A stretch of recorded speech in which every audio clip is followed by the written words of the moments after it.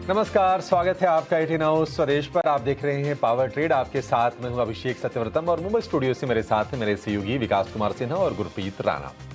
बाजार में आज हम देख रहे हैं कि गिफ्ट निफ्टी से फिर से थोड़ी सी नरमी के संकेत नजर आ रहे हैं। लगातार 5 सत्र की गिरावट निफ्टी में हो चुकी है और आज है वीकली एक्सपायरी का सेशन। बाजार एक रेंज में है। कल हमने देखा कि 24,200 की लेवल तक निफ्टी गिरा और उसके बाद सेकेंड हाफ में बाजार में थोड़ी सी रिकवरी देखने को मिली। सवाल यह है कि बाजार अपने रेंज से बाहर कब निकलेगा। और एक और चिंता यह है कि अमेरिका और ईरान के बीच जो 60 दिनों का एमयू था अब वो खत्म हो गया है और क्या अमेरिका ईरान पर हमले करेगा या फिर इकोनॉमिक सैंक्शंस लगाकर कुछ और तरह के दबाव बनाएगा, ये है बड़ा सवाल। अब ट्रंप पर नजरें रहेंगी और चूंकि नतीजों का सीजन खत्म हो गया है तो ग्लोबल ट्रिगर्स आपके लिए काफी ज्यादा यहां से लगातार अहम होते चले जाएंगे। और इस बीच मिडिल ईस्ट के तनाव से हम क्रूड देख रहे हैं कि $90 के ऊपर जाकर, इनफैक्ट $91 प्रति बैरल के ऊपर जाकर ब्रेंट क्रूड का भाव ट्रेड कर रहा है। तो अगले 2.5 घंटे आप हमारे साथ बने रहिए। जितने भी ट्रिगर्स हैं, जितने भी खबरें हैं या फिर जो रिपोर्ट्स हैं, उनके बारे में हम चर्चा करेंगे और हम कोशिश करेंगे कि आपको एक से बढ़कर एक बेहतरीन ट्रेड अपने एक्सपर्ट्स के माध्यम से दिए जाए। लेकिन चलिए शुरुआत कर लेते हैं शो की 4 सबसे बड़े अहम ट्रिगर्स के साथ, जो तस्वीरों के माध्यम से आ जाएंगे आपकी स्क्रीन पर। तो ईरान और अमेरिका के बीच सीज फायर की जो डेडलाइन थी वो खत्म हो गई है। जो एमयू था 60 दिनों का वो ओवर हो चुका है। हालांकि अमेरिका की तरफ से क्या ईरान पर कोई हमले किए जाएंगे, इसके संकेत अभी डोनाल्ड ट्रंप ने तो दिए नहीं हैं। लेकिन उन्होंने ओमान को धमकी जरूर दी है कि अगर अमेरिका और ईरान की बातचीत के बीच में ओमान कहीं अगर आड़े आता है तो उस पर सैन्य कार्रवाई की जाएगी। और इस बीच हम क्रूड देख रहे हैं कि उबाल के साथ $91 प्रति बैरल के ऊपर निकल के कारोबार कर रहा है।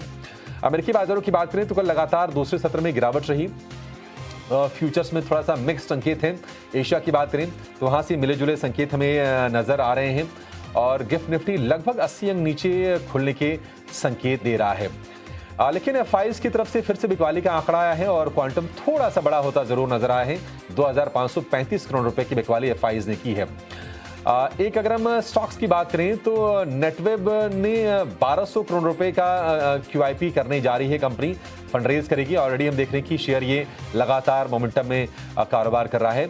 और पेटीएम में आज 4,900 करोड़ रुपए की ब्लॉक डील संभव है। तो पेटीएम का शेयर हमने देखा है कि रिसेंटली काफी चला, 1,650 रुपए तक भाव गया, वहां से थोड़ी सी प्रॉफिट टेकिंग आई। और जब भी हम देखते हैं कि बाजार में कोई उछाल आ रहा है तो वहां पर ओएफएस या फिर ब्लॉक डील जरूर आ रहे हैं। तो पेटीएम के शेयर पर भी हमारी नजर आज के सत्र में जरूर रहने वाली है।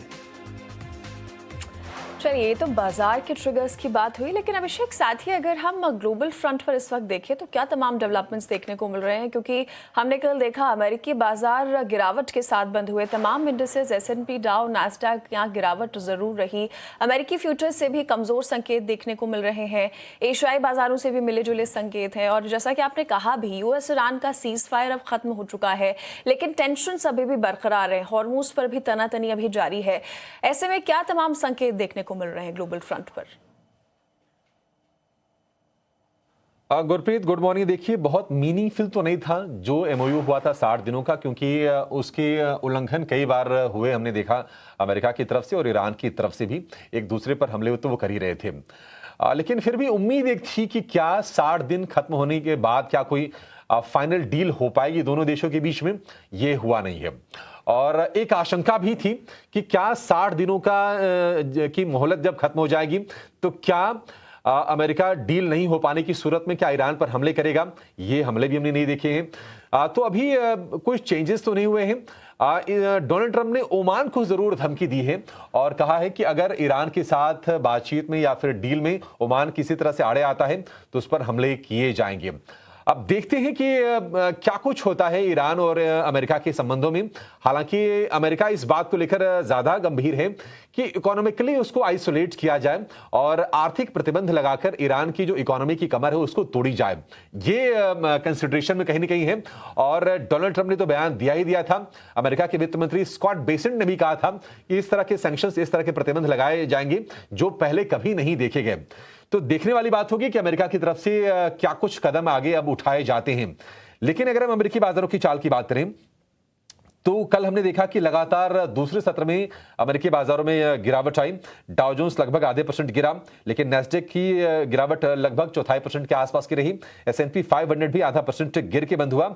और बाजारों की गिरावट के पीछे अमेरिका और ईरान के संबंधों में अनिश्चितता, अस्थिरता तो है ही, साथ ही क्रूड के भाव में उबाल और बॉन्ड यील्ड्स जिस तरह से बढ़ रही हैं, इन्होंने भी हमने देखा कि सेंटिमेंट को थोड़ा सा वीक करने का काम किया।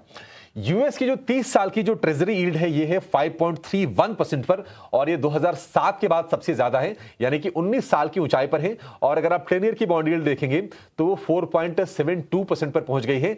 कल के मुकाबले 4 बेसिस पॉइंट का उछाल वहां पर है। और होता यह है कि जब भी यील्ड्स बढ़ती हैं तो कहीं ना कहीं चूंकि सेफर एसेट्स माने जाते हैं और इक्विटी से थोड़ा सा आउटफ्लो देखने को मिलता है, और वही अमेरिकी बाजारों में कल थोड़ा सा हमें देखने को मिला है।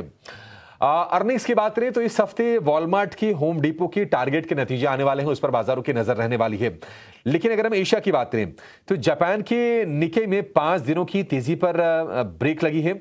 आज हम देख रहे हैं कि लगभग 950 अंक टूटकर कारोबार कर रहा है निक्केई। पिछले आधे घंटे में जो गिरावट की जो रफ्तार है वो बढ़ी है, और 1.25% नीचे आपको निक्केई नजर आएगा। हांगकांग में और शंघाई यानी कि चीन के बाजार में भी हम देख रहे हैं कि गिरावट पर कारोबार हो रहा है। लेकिन अगर हम कोस्पी की बात करें तो कोस्पी शुरुआती जो गेंस थे, सॉलिड गेंस थे लगभग 2.5% के आसपास के, उनको गंवा के 0.25% की मजबूती पर आपको कारोबार करता हुआ नजर आएगा। लेकिन अगर अन्य संकेतों की बात करें तो ट्रंप ने जो चेतावनी दी थी और जिस तरह से स्ट्रेट ऑफ हॉर्मुज में सप्लाई की जो स्थिति है उसके चलते क्रूड में उबाल आया है, और ब्रेंट क्रूड $91 के ऊपर जाके कारोबार कर रहा है। डॉलर में थोड़ी सी वीकनेस आई है, डॉलर इंडेक्स से 99.5 के आसपास का, तो सोने को सपोर्ट मिला है और $4,480 के ऊपर जाकर सोना कारोबार कर रहा है कॉमिक्स पर।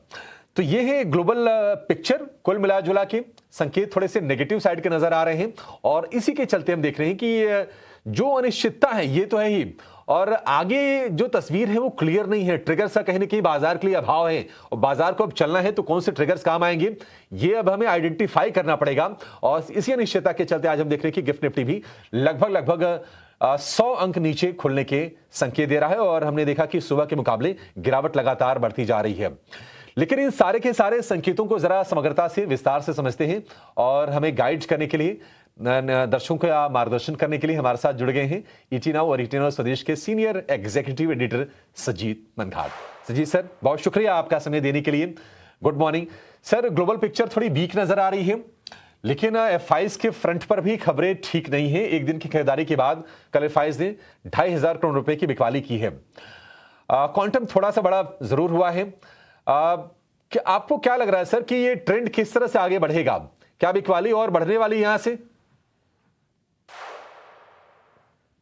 जी, ये तो हम देख ही रहे हैं। कुछ महीने से हम देख रहे हैं कि एफआईएस में जो सेलिंग है वो थोड़ा सा कम हो गया है, और बट स्पोरेडिक बाइंग और सेलिंग हो रहा है। अगर हम एफआईएस के नंबर्स को जरा खास ध्यान से देखें तो उनका जो रेंज रहा है खरीदारी और बिकवाली का, वो 12 से 14 हज़ार करोड़ के बीच का है। ग्रॉस साइड में, ग्रॉस बाय और ग्रॉस सेल के आस पे, उसके बीच में अगर कुछ ब्लॉक डील्स आती हैं या कुछ आती है तो सेलिंग भी आ जाती है, और अगर कुछ बाइंग अगर वो बाय कर रहे हैं सेकेंडरी मार्केट से, कोई ब्लॉक से, तो वहाँ पर बाइंग भी आ जाती है।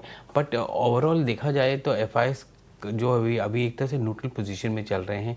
हम अगला जो इसमें काफ़ी एक्टिविटी जो देखेंगे वो सितंबर के महीने में देखेंगे, जब एमएससीआई का रीजिक होगा आखिरी में। तो उस समय जो पैसिव फंड जो हैं, जो सबसे ज़्यादा एक्टिव रहेंगे उस समय, वो अपने पोजीशन को चेंज करेंगे, अपने वेटेजेस को चेंज करेंगे, जिसकी वजह से आपको थोड़ा सा चर्न देखने को मिलेगा। बट फ़िलहाल जिस तरह से अर्निंग्स आई हैं, अर्निंग्स उम्मीद से अच्छी आई हैं, बट अभी भी हमारी अर्निंग्स ग्रोथ रेट जो है बाकी देशों के मुकाबले इतनी बड़ी नहीं है और इतनी तेज़ ग्रो नहीं कर रही हैं। तो वो भी एक कारण है कि एफआईएस का जो मोमेंटम या ग्रो नहीं आ रहा है, और मोमेंटम इसलिए नहीं आ रहा क्योंकि अर्निंग्स में ग्रोथ उतने हद तक नहीं है।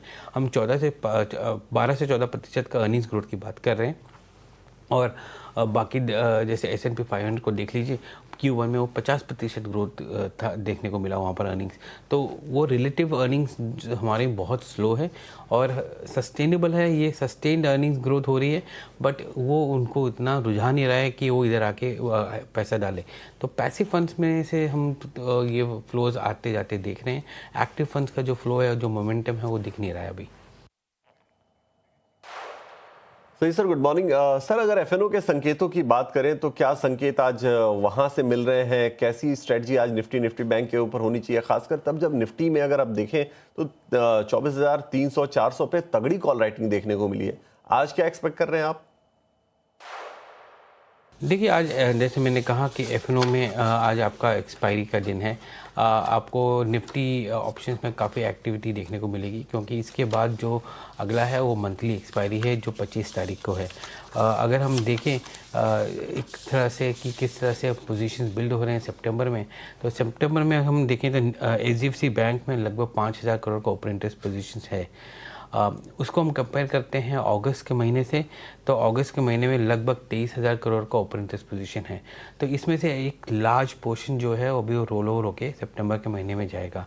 निफ्टी का भी अगर हम देख लें तो निफ्टी सितंबर लगभग 4,600 करोड़ के आसपास ओपन इंटरेस्ट है, और जबकि आज की डेट में 31,000 करोड़ का अगस्त में है। तो लार्ज चंक जो है इसका मतलब 70-80% वो अगले महीने में और रोल ओवर होगा। तो रोल ओवर होना शुरू हो जाएंगे, और आज के बाद से थोड़ा सा हाई स्पीड पकड़ेंगे रोल ओवर आने का। और रोल ओवर का जो होगा आपको देखेंगे दिखने को मिलेगा कि इंटरडे आपको मार्केट ऊपर जाते हुए दिखेगा जब आप आपके पोजीशंस कट रहे होंगे अगस्त के महीने में, और फिर गिरते हुए दिखेगा जब आपके पोजीशंस शॉर्ट्स हो रहे होंगे सितंबर के महीने में। तो ये वॉलेटिलिटी रहेगी। आप अगर आप मार्केट को मैप करें उस हिसाब से, तो आपको नज़र रखनी चाहिए कि सितंबर में कितना roll over open interest build हो रहा है। उसके हिसाब से आपको मार्केट देखना चाहिए कि किस तरह से आप अपनी पोजीशनिंग करें। अगर आपको दिखता है कि काफ़ी पोजीशंस सितंबर में ऐड हो रहे हैं शॉर्ट्स, तो उस हिसाब से मार्केट उस समय थोड़ा सा नीचे की रुझान दिखाएगा, और दोनों एक साथ नहीं होंगे। अगर अपॉर्चुनिटी ट्रेडर्स को सितंबर में पहले मिलती है तो शॉर्ट्स पहले वहाँ पर बिल्ड करेंगे, और उसके बाद वो अगस्त के पोजीशंस को काटेंगे कवर करके। तो वो एक फैक्टर है। इसके अलावा पुट कॉल रेशियो जो है आज की डेट में 1.3 के आसपास चल रहा है, तो वो भी एक इम्पॉर्टेंट फैक्टर रहा है।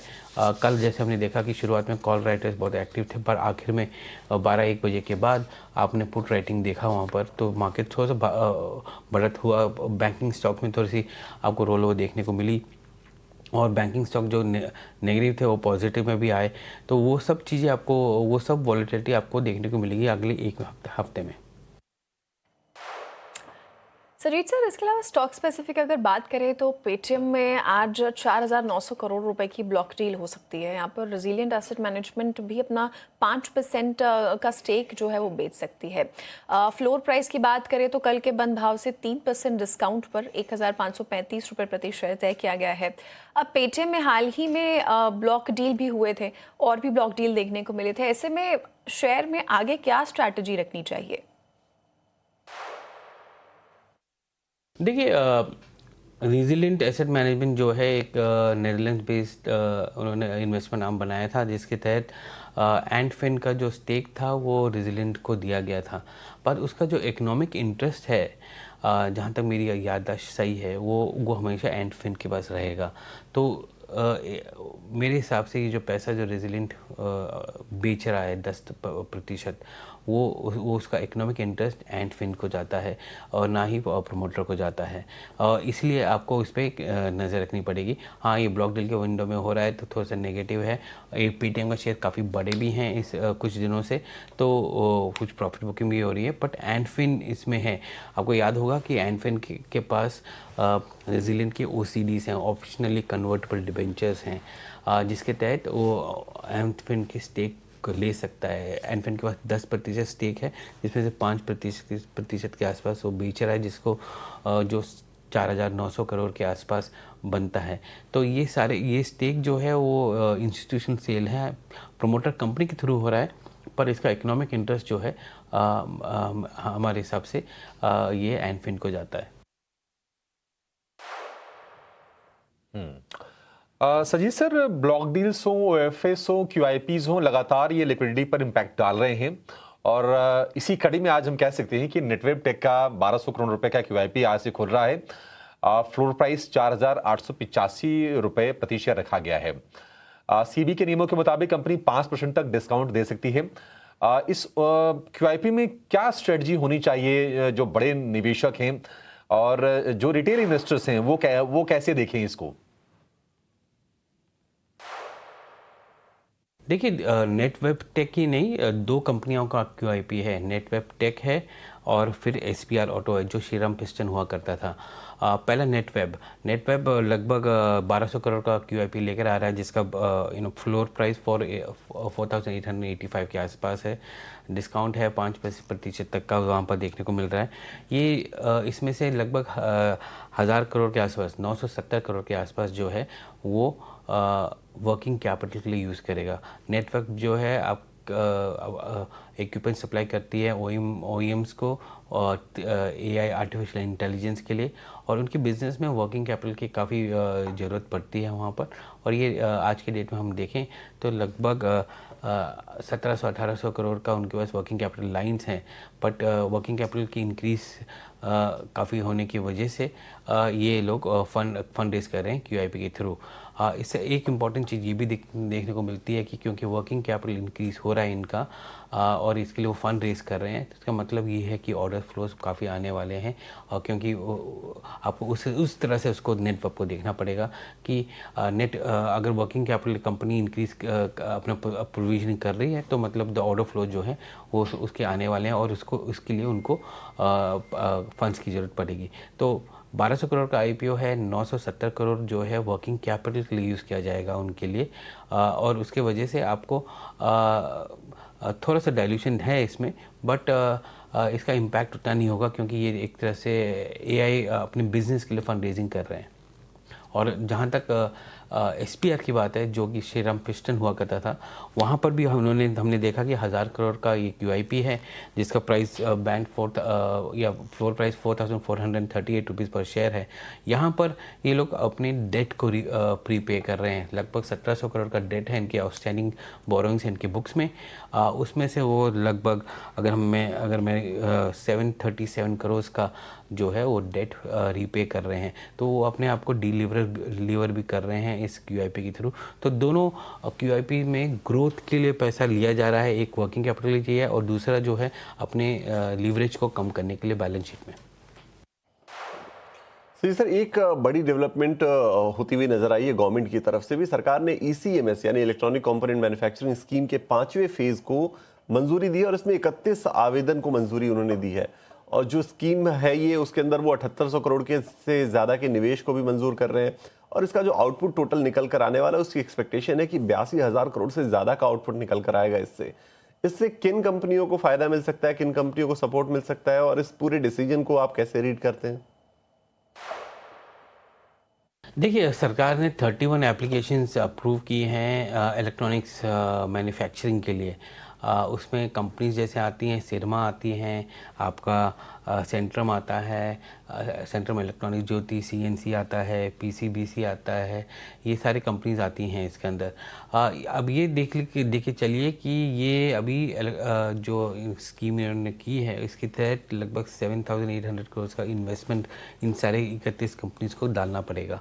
बट एक चीज़ आपको देखनी पड़ेगी कि ये जो रेवेन्यू आएगा इनका वो अगले 5 साल में आएगा। तो सरकार उम्मीद कर रही है कि रेवेन्यू जनरेशन जो है अगले 5 साल में जो आने वाला है वो लगभग 80,000 करोड़ से ज़्यादा का आएगा, जो कि एक अच्छी चीज़ है। बट ये सारे इन्वेस्टमेंट्स इन सारे कंपनीज को अपने उसमें डालना पड़ेगा, अपने कैपेक्स में डालना पड़ेगा और अगले 1-2 साल में इसको शुरू करना पड़ेगा, तो ताकि ये इस इंसेंटिव स्कीम को वो इसका बेनिफिट ले सकें। इन सारे स्कीम में आपको PLI मिलता है तो इसकी वजह से आपको थोड़ी सी सब्सिडाइजेशन भी होती है इनको। बट एक चीज़ अब देख के चलिए कि जिस तरह से इलेक्ट्रॉनिक्स मैन्युफैक्चरिंग के ऊपर ज़्यादा एम्फेसिस दिया जा रहा है, एक इकोसिस्टम बन रहा है इलेक्ट्रॉनिक मैन्युफैक्चरिंग का एंड टू एंड का, और हर स्टेज में हम शुरुआत की थी असेंबली से, अब एक एक करके पीछे की तरफ हम बैकवर्ड इंटीग्रेशन करते हुए जा रहे हैं। तो over a period of time अगले 10 साल में आप देखेंगे कि एंड टू एंड इंटीग्रेशन रहेगा और इकोसिस्टम भारत में रहेगा इलेक्ट्रॉनिक मैन्युफैक्चरिंग के लिए।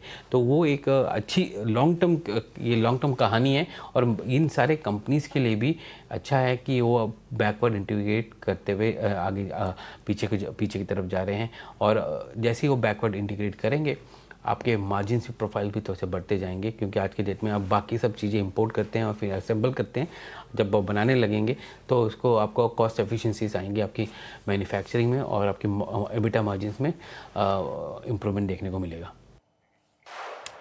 सजीत सिंह, साथ ही बात करें तो आज शंकेश ज्वेलर्स का आईपीओ भी खुल रहा है। आईपीओ का साइज 367 करोड़ रुपीस है, जिसमें 274 करोड़ रुपीस का फ्रेश इशू भी शामिल है। इसके साथ ही मिल्की मिस्ट की भी आज लिस्टिंग होने वाली है। ऐसे में दोनों ही आईपीओज में इन्वेस्टर्स के लिए क्या सलाह रहेगी, क्या रणनीति बनानी चाहिए? देखिए, दो आईपीओ हैं। मिल्की मिस्ट की लिस्टिंग है और संकेश आज शुरू हो रहा है। मिल्की मिस्ट से शुरू करते हैं। मिल्की मिस्ट का जो प्राइस आईपीओ था वो 140 रुपये में आया, अपर एंड पे आया। आज के डेट में ग्रे मार्केट प्राइस देखेंगे तो लगभग 18 से 20 रुपये है। आपका जो ग्रे मार्केट 18 से 20 मतलब आप देख लीजिए कि 155 से 160 के बीच में इसकी लिस्टिंग हो सकती है, प्राइस डिस्कवरी हो सकती है। दूसरी बात जो है, ये जो आईपीओ था 59 टाइम्स सब्सक्राइब हुआ था, तो काफ़ी डिमांड आई थी इस आईपीओ में। मिल्की मिस्ट जो है प्रीमियम मिल्क प्रोडक्ट्स बनाते हैं, जैसे पनीर हो गए, चीज़ हो गए, ये सारे बनाते हैं। और वहाँ पर उनके मार्जिन भी ठीक ठाक हैं उस एरिया इसमें। अगर हम देखें तो FY27 का पैट एक्सपेक्टेड पैट जो है 160 करोड़ का होने की उम्मीद है, क्योंकि कंपनी जो है 30% के हिसाब से ग्रो कर रही है। और उस पे लगभग 60 से 64 टाइम्स फॉरवर्ड अर्निंग्स का ये प्राइस जो अर्निंग्स रेशियो आता है, थोड़ा सा हाई एंड में रहता है। पर आपके FMCG कंपनीज मोस्टली उधर प्रीमियम कंपनीज उस लेवल पे आती हैं। टॉप लाइन 4000 करोड़ के ऊपर होने की उम्मीद है FY27 में, और एबिटा मार्जिन लगभग 14% होने की उम्मीद है। तो लिस्टिंग तो अच्छी आने वाली है इसकी। और अगर हम वैल्यूशन भी देखें तो ईवी टू एबिटा भी 18 टाइम्स के आसपास आ रहा है। दूसरी बात शंकेश की, ये हैंडमेड ज्वेलरी बनाते हैं और ऑलमोस्ट मोस्टली सारे रिटेल चेन्स को देते हैं, जैसे कि जॉय एलुकास हो गया, या बाकी ये हो गए टाइटन हो गए, या और बाकी जितने भी बड़े रिटेल चेन्स हैं उनको ये हैंडमेड ज्वेलरीज बनाते हैं। जॉब वर्क का काम है इनका। 9 से 10% का इनका मार्जिन का वो है। अगर हम देखें तो 367 करोड़ का आईपीओ है, जिसमें वो 274 करोड़ का जो है फ्रेश इशू है इनका। FY27 में अगर हम देखें तो इनका EPS लगभग 9 से 10 का आने वाला है, जिसका मतलब है कि आपका P अराउंड 9 टाइम्स या 10 टाइम्स के आसपास होगा इसका। तो वैल्यूशन रीजनेबल है यहाँ पर।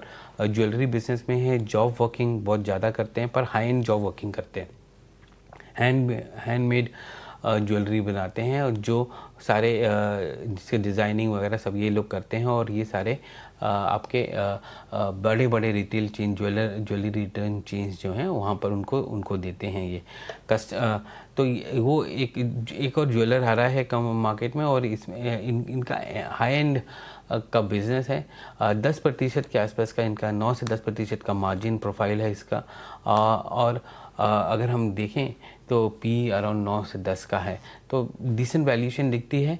बट ये कितना स्केल अप कर पाएंगे, और ज्वेलरी बिजनेस में क्योंकि ये स्टडेड काफ़ी बनाते हैं, तो यहाँ पर मार्जिन थोड़े से हाई होते हैं और मेकिंग चार्जेस बहुत हाई होते हैं इनके।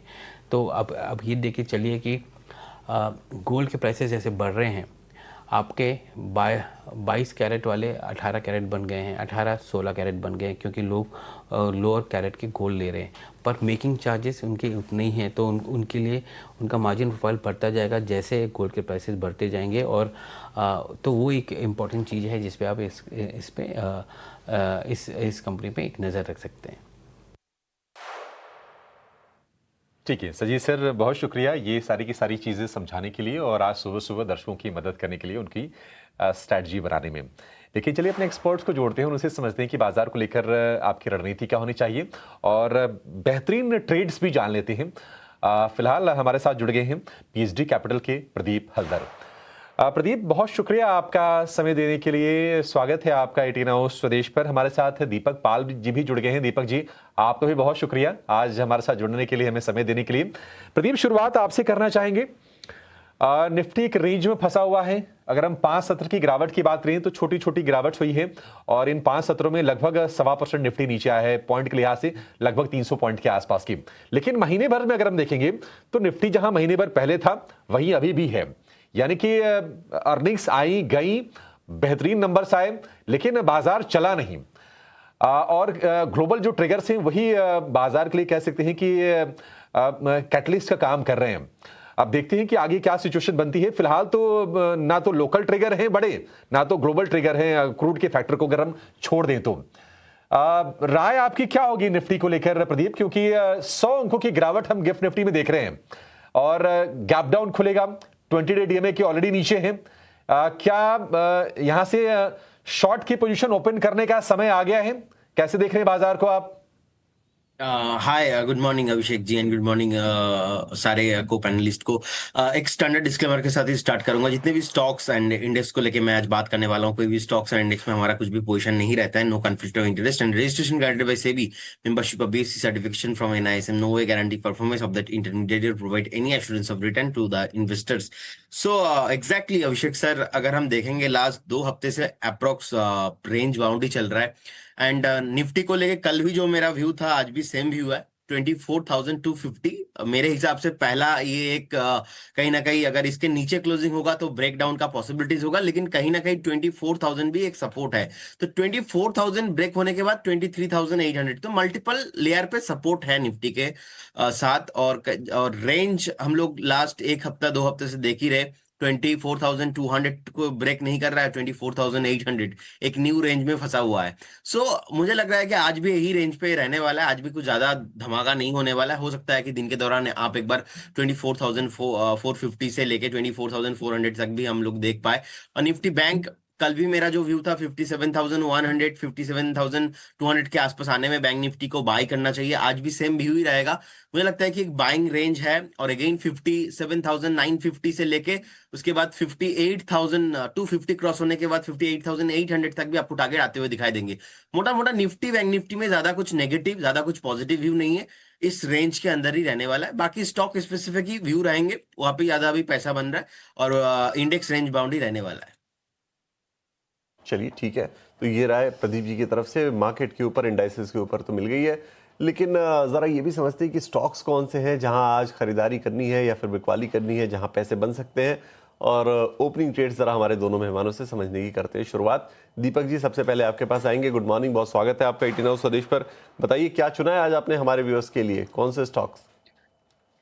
बिल्कुल सर, पहले स्टॉक स्पेसिफिक की बात कर लेता हूँ। मुझे बलरामपुर चीनी अच्छा लगता है। बलरामपुर चीनी का भाव देखें तो 650 655 के आसपास ट्रेड करता हुआ नजर आ रहा है। टारगेट की बात करूँ तो 675 का मेरा टारगेट रहेगा 630 के स्टॉप लॉस के साथ। दूसरा सर पसंद आता है मुझे आरईसी लिमिटेड। आरईसी में खरीदारी की सलाह रहेगी। टारगेट रहेगा 360 का और स्टॉप लॉस की बात करूँ तो 325 के साथ स्टॉप लॉस के साथ ट्रेड लगाया जा सकता है। सर अभी थोड़ा निफ्टी के बारे में मैं डिस्कशन करना चाहूंगा। निफ्टी अभी गिफ्ट निफ्टी से स्टार्ट करता हूँ।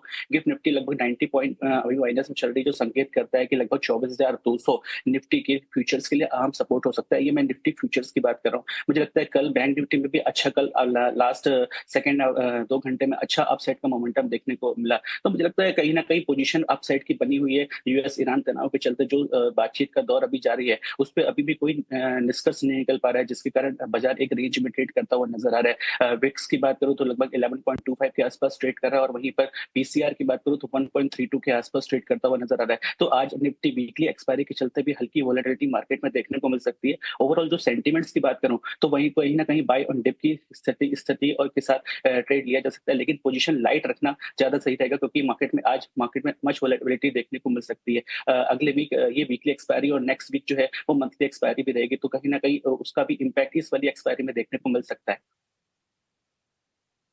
चलिए ठीक है, तो यहाँ पर 2 रिकमेंडेशंस आते हुए दीपक जी की तरफ से। बलराम चीनी और आरईसी लिमिटेड में आप खरीदारी करके चल सकते हैं। टारगेट्स और स्टॉप लॉस आपको आपकी स्क्रीन पर दिखाई दे रहा होगा।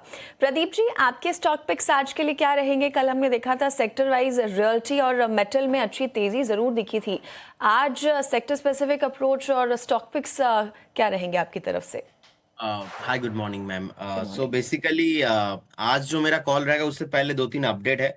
अपडेट है ये कि आजाद इंजीनियरिंग का कल मैंने कॉल दिया था, पहला टारगेट एंड सेकंड टारगेट दोनों अचीव हुआ। इनफैक्ट 2986 का हाई लगा के आया, तो इसमें बहुत बढ़िया प्रॉफिट देखने को मिल रहा है, प्रॉफिट बुक करने का ही सलाह रहेगा। सेकंड, मैंने लास्ट वीक कॉल दिया था रामकृष्ण फोर्जिंग, आरके फोर्जिंग, इसमें भी पहला और सेकंड टारगेट दोनों टारगेट आ गया। और 3 दिन पहले मैंने कॉल दिया था फिनोलेक्स केबल, इसमें भी पहला और दोनों टारगेट दोनों ही कंप्लीटेड हो चुका है। सो इसमें भी प्रॉफिट बुक करने का सलाह रहेगा। और आज का जो मैं कॉल लेके आया हूँ, यहाँ पे भी पोजिशनल थोड़ा टारगेट है, 3-4 दिन का व्यू रहेगा। पहला जो स्टॉक है वो है सेल। सेल का चार्ट मुझे बहुत ही अट्रैक्टिव लग रहा है, कहीं ना कहीं बेस बनने के बाद स्विंग लो भी कंप्लीट है और उसके बाद फिर से स्टॉक रैली होने के लिए रेडी हो रहा है। तो करंट जोन से बाय करने का सलाह रहेगा 183, और सेकंड टारगेट 198 तक का आपको आते हुए दिखाई देंगे। 158 के आसपास का एक स्टॉप लॉस आपको मेंटेन करके चलना चाहिए। सो और एक जो स्टॉक बाय करने का सलाह रहेगा वो है Indo MM, INDO, Indo MM limited. ये स्टॉक्स भी न्यू लिस्टिंग हुआ है, उसके बाद हम लोगों ने देखा एक तरफा रैली, प्रॉफिट बुकिंग कंप्लीट, फिर से बेस बनने के बाद रैली, लास्ट 2 हफ्ते से कंटिन्यूअसली हायर हाई मेंटेन हो रहा है। सो मुझे लग रहा है कि स्टॉक्स फिर से एक बार ऑल टाइम हाई जाने के लिए रेडी हो रहा है। करंट जोन से बाय करने का सलाह रहेगा। पहला टारगेट आपको 885, सेकंड टारगेट आपको 935 तक का मूव शॉर्ट टाइम में आते हुए दिखाई देंगे। एक स्टॉप लॉस आपको 825 के लेवल के आसपास मेंटेन करके चलना है। अभी 866 के आसपास का क्लोजिंग था, इसमें भी बाय करने का सलाह रहेगा। चलिए ठीक है। तो ये बेहतरीन 2 कॉल्स आपको मिल गई है प्रदीप जी की तरफ से भी। टारगेट स्टॉप लॉसेज आपकी स्क्रीन पे। इंडो MIM रीसेंट लिस्टिंग है, 885 935 2 टारगेट्स आपको यहां रखने हैं। 825 का आप लगाइए स्टॉप लॉस। और जो पहली कॉल है आपके लिए वो है सेल की। टारगेट्स आपको रखने हैं 183 198 2 टारगेट्स, 158 पर आपको लगाना है स्टॉप लॉस, 173 60 के आसपास का। अच्छा 198 प्रदीप जी, ये कब तक है 198? ये बेसिकली 3-4 दिन 5 दिन का कॉल है। मतलब मेरा जितने भी कॉल्स रहता है सर, ये 1 वीक का ही रहता है। आप देखिए जितने भी मैंने अपडेट्स दिया है, ये लास्ट वीक का कॉल था, तो इस हफ्ता जो डिस्कशन कर रहा हूँ, नेक्स्ट वीक आके अपडेट दे देंगे। ये अच्छा लगा प्रदीप जी।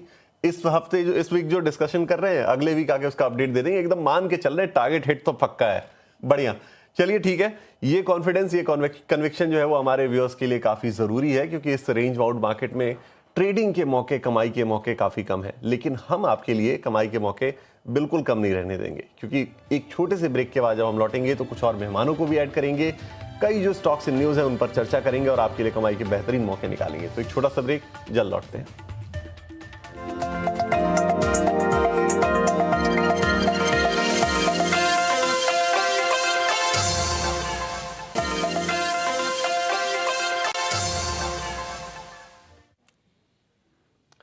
ब्रेक के बाद आपका फिर से स्वागत है पावर ट्रेड में, और हमारे एक्सपर्ट प्रदीप हल्दर और दीपक पाल हमारे साथ। तो प्रदीप और दीपक थोड़े मिलते जुलते नाम जरूर है, लेकिन काम इनका एक ही है कि आपको बेहतरीन ट्रेडिंग की रणनीति ये सुझाएंगी।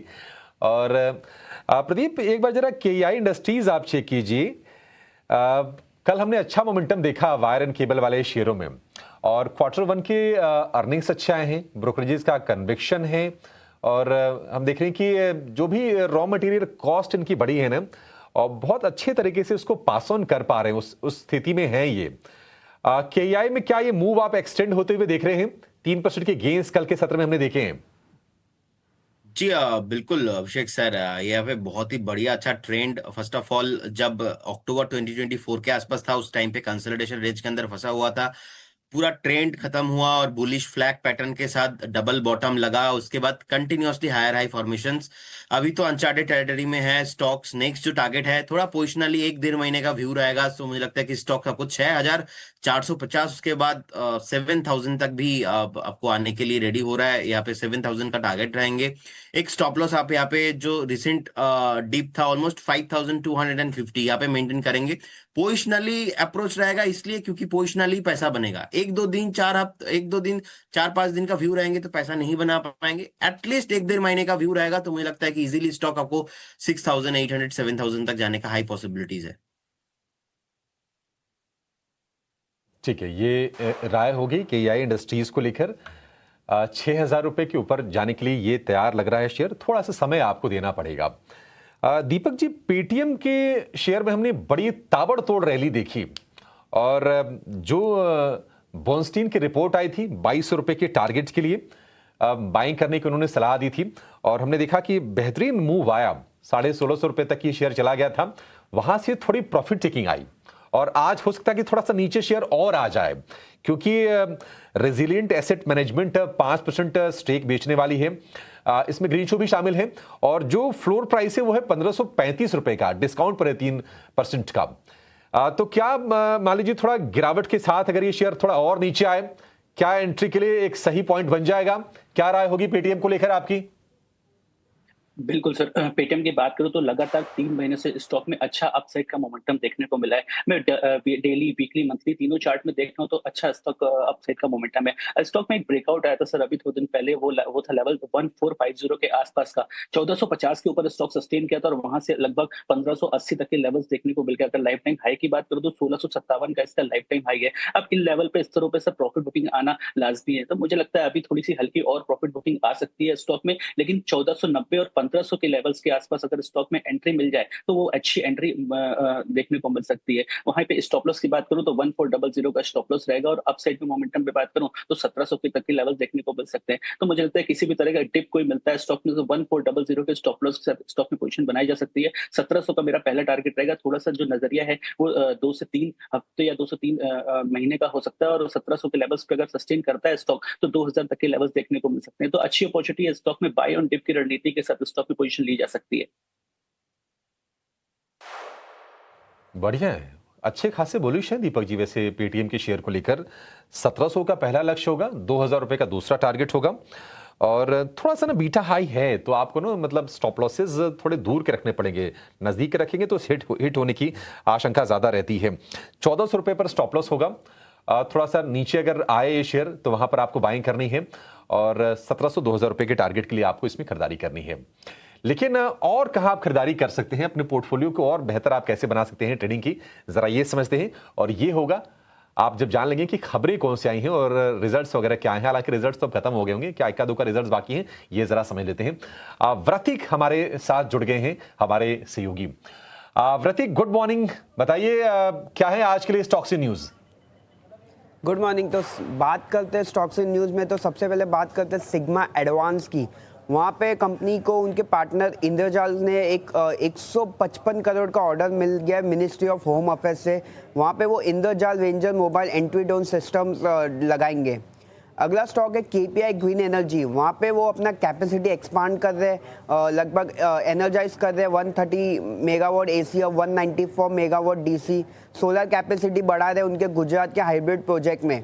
और अभी हम क्यूमुलेटिव अगर उनकी प्रोजेक्ट कैपेसिटी देखें तो वो लगभग 269.7 MW AC पे पहुँच गई है और 389 MW DC पे। अगला स्टॉक है एसपीआर ऑटो। यहाँ पे क्यूआईपी के चलते हुए ये स्टॉक फोकस में होगा। उन्होंने क्यूआईपी लॉन्च कर लगभग 1000 करोड़ का ये क्यूआईपी है। जो फ्लोर प्राइस इसका डिसाइड हुआ है वो है 4438 और अगर हम देखें तो ये फ्लैट है अगर हम लास्ट क्लोजिंग प्राइस से कंपेयर करें, बट कंपनी ऑफर कर सकते हैं 5% का डिस्काउंट ऑफर कर सकते हैं फ्लोर प्राइस से और 1000 करोड़ ये मैक्सिमम साइज है प्रीमियम को इंक्लूड करते हुए। बात करते हैं सीगल इंडिया की। वहाँ पे हमें नेगेटिव रिएक्शन देखने मिल सकता है। उनका लाइक 331 करोड़ का जो ऑर्डर उनको L1 बीडर के तौर पे मिला था वो कैंसिल हो गया है और ये कैंसिल कवर हुआ है साउथ दिल्ली मेंटेनेंस जोन 26-27 में। ये कैंसिल का रीज़न ये है कि वो डॉक्यूमेंटरी कंसिडरेशन को लेके थोड़ी कुछ डिफ़िकल्टी थी, उसके कारण कैंसिल हुआ है। अभी बात करते हैं हम EMS कंपनीज की। सिरमा SGS, सेंटम इलेक्ट्रॉनिक्स, ज्योति CNC, PCB केमिकल, ये सब स्टॉक आज फोकस में रहेंगे। गवर्नमेंट ने क्लियर किया 31 इलेक्ट्रॉनिक कंपोनेंट मैन्युफैक्चरिंग प्रपोजल, लगभग 7877 करोड़ का ये है और ये 5th ट्रांच में आया है। अब ये जो भी अप्रूव हुए प्रोजेक्ट्स वो उसकी वजह से आउटपुट हमें लगभग 82 करोड़ 243 करोड़ का आउटपुट देखने मिलेगा। ज्योति CNC ऑटोमेशन की बात करते हैं, वहाँ पे कंपनी का 1021 5 ईयर का जो केपेक्स प्लान है उसको अप्रूवल मिल गया ECMS स्कीम में और जहाँ पे जो 25% केपेक्स इनिशिएटिव है वो उनको गवर्नमेंट से मिल जाएगा। D6 सिस्टम्स की बात करते हैं, वहाँ पे उनको कंबाइंड ऑर्डर मिला है, लगभग 19 करोड़ का ये ऑर्डर है केबल और वायर हार्नेस असेंबलीज और PCBs में। लॉयड्स इंजीनियरिंग की बात करते हैं, वहाँ पे लॉयड्स एडवांस डिफेंस सिस्टम ने एक एग्रीमेंट साइन करी है इटली के अल्पागार इनिगेस का ये पार्टनरशिप एम करेगी डिज़ाइन, डेवलप और मैन्युफैक्चरिंग एडवांस प्रोडक्ट प्रोटोटाइप्स और लैब्स मैन्युफैक्चर करेंगे। मणिपाल हेल्थ की बात करते हैं, उन्होंने एक बिजनेस ट्रांसफर एग्रीमेंट साइन किया है हेल्थ केयर से। वहाँ किंडोरामा हेल्थ केयर को एक्वायर कर रहे हैं लगभग 130 करोड़ में। ओबर रियलिटी की बात करते हैं, डीसीपीए हरियाणा ने रिजेक्ट कर दिया उनका एडवांस इंडिया प्रोजेक्ट्स, जो उसका वो लाइसेंस कैंसिल करता है और इससे वो डेवलपर का अप्रूवल में चेंज कर रहे ओबर रियलिटी के। तो ये एक पॉजिटिव न्यूज़ है ओबर रियलिटी के लिए। लीप इंडिया की बात करते हैं, वहाँ पे हमें एक डील देखने मिली है। गवर्नमेंट ऑफ सिंगापुर ने लगभग 34 करोड़ के शेयर्स बाय किए हैं। और लास्ट बात करते हैं बाजार स्टाइल रिटेल की, वहाँ पे आदित्य कुमार हलवासिया जो क्यूपिड के प्रमोटर हैं, उन्होंने लगभग 45 लाख शेयर्स बाय किए। 163 करोड़ की ये डील है और 362 के प्राइस पे ये बाय किए। तो ये सब स्टॉक आज फोकस में रहेंगे खबरों के दम पर। चलिए, बहुत शुक्रिया वर्तिक इन तमाम खबरों वाले शेयरों को हमारे सामने रखने के लिए और बताने के लिए कि यहाँ आज कहाँ कहाँ एक्शन देखने को मिल सकता है इस स्पेस में। चलिए जरा कुछ खबरों पे जहाँ पे वर्तिक ने अभी हाईलाइट किया उन पे ही राय लेते हैं। एक डेवलपमेंट जो आज काफ़ी पॉजिटिव होती हुई नजर आई है वो है ECMS स्कीम की जो एप्लीकेशंस को मंजूरी गवर्नमेंट की तरफ से मिली। 31 एप्लीकेशंस गवर्नमेंट ने मंजूर किए हैं। 5वां चरण है ये ECMS का, यानी इलेक्ट्रॉनिक कंपोनेंट मैन्युफैक्चरिंग स्कीम का। और इसमें जो बेनिफिशियरी कंपनीज हैं उनमें सबसे आगे आपको ज्योति CNC का नाम नजर आएगा। अब ये है क्यों? आप देखिए, कंपनी का जो 1021 करोड़ रुपए का 5 साल का एक कैपेक्स प्लान था राजकोट फैसिलिटी का, उसको मीटी की तरफ से यानी गवर्नमेंट की तरफ से मंजूरी मिल गई है। 1021 करोड़ रुपए का कैपेक्स है। और ये इंपॉर्टेंट क्यों है? आप देखिए, 21 करोड़ के इस कैपेक्स प्लान से की मंजूरी मिलने से इस कंपनी को 25% का इंसेंटिव कैपेक्स में मिल जाएगा। इसके लिए एलिजिबिलिटी इनकी फिक्स हो चुकी है इस मंजूरी के बाद। काफी पॉजिटिव डेवलपमेंट कंपनी के लिए आती हुई निकलकर।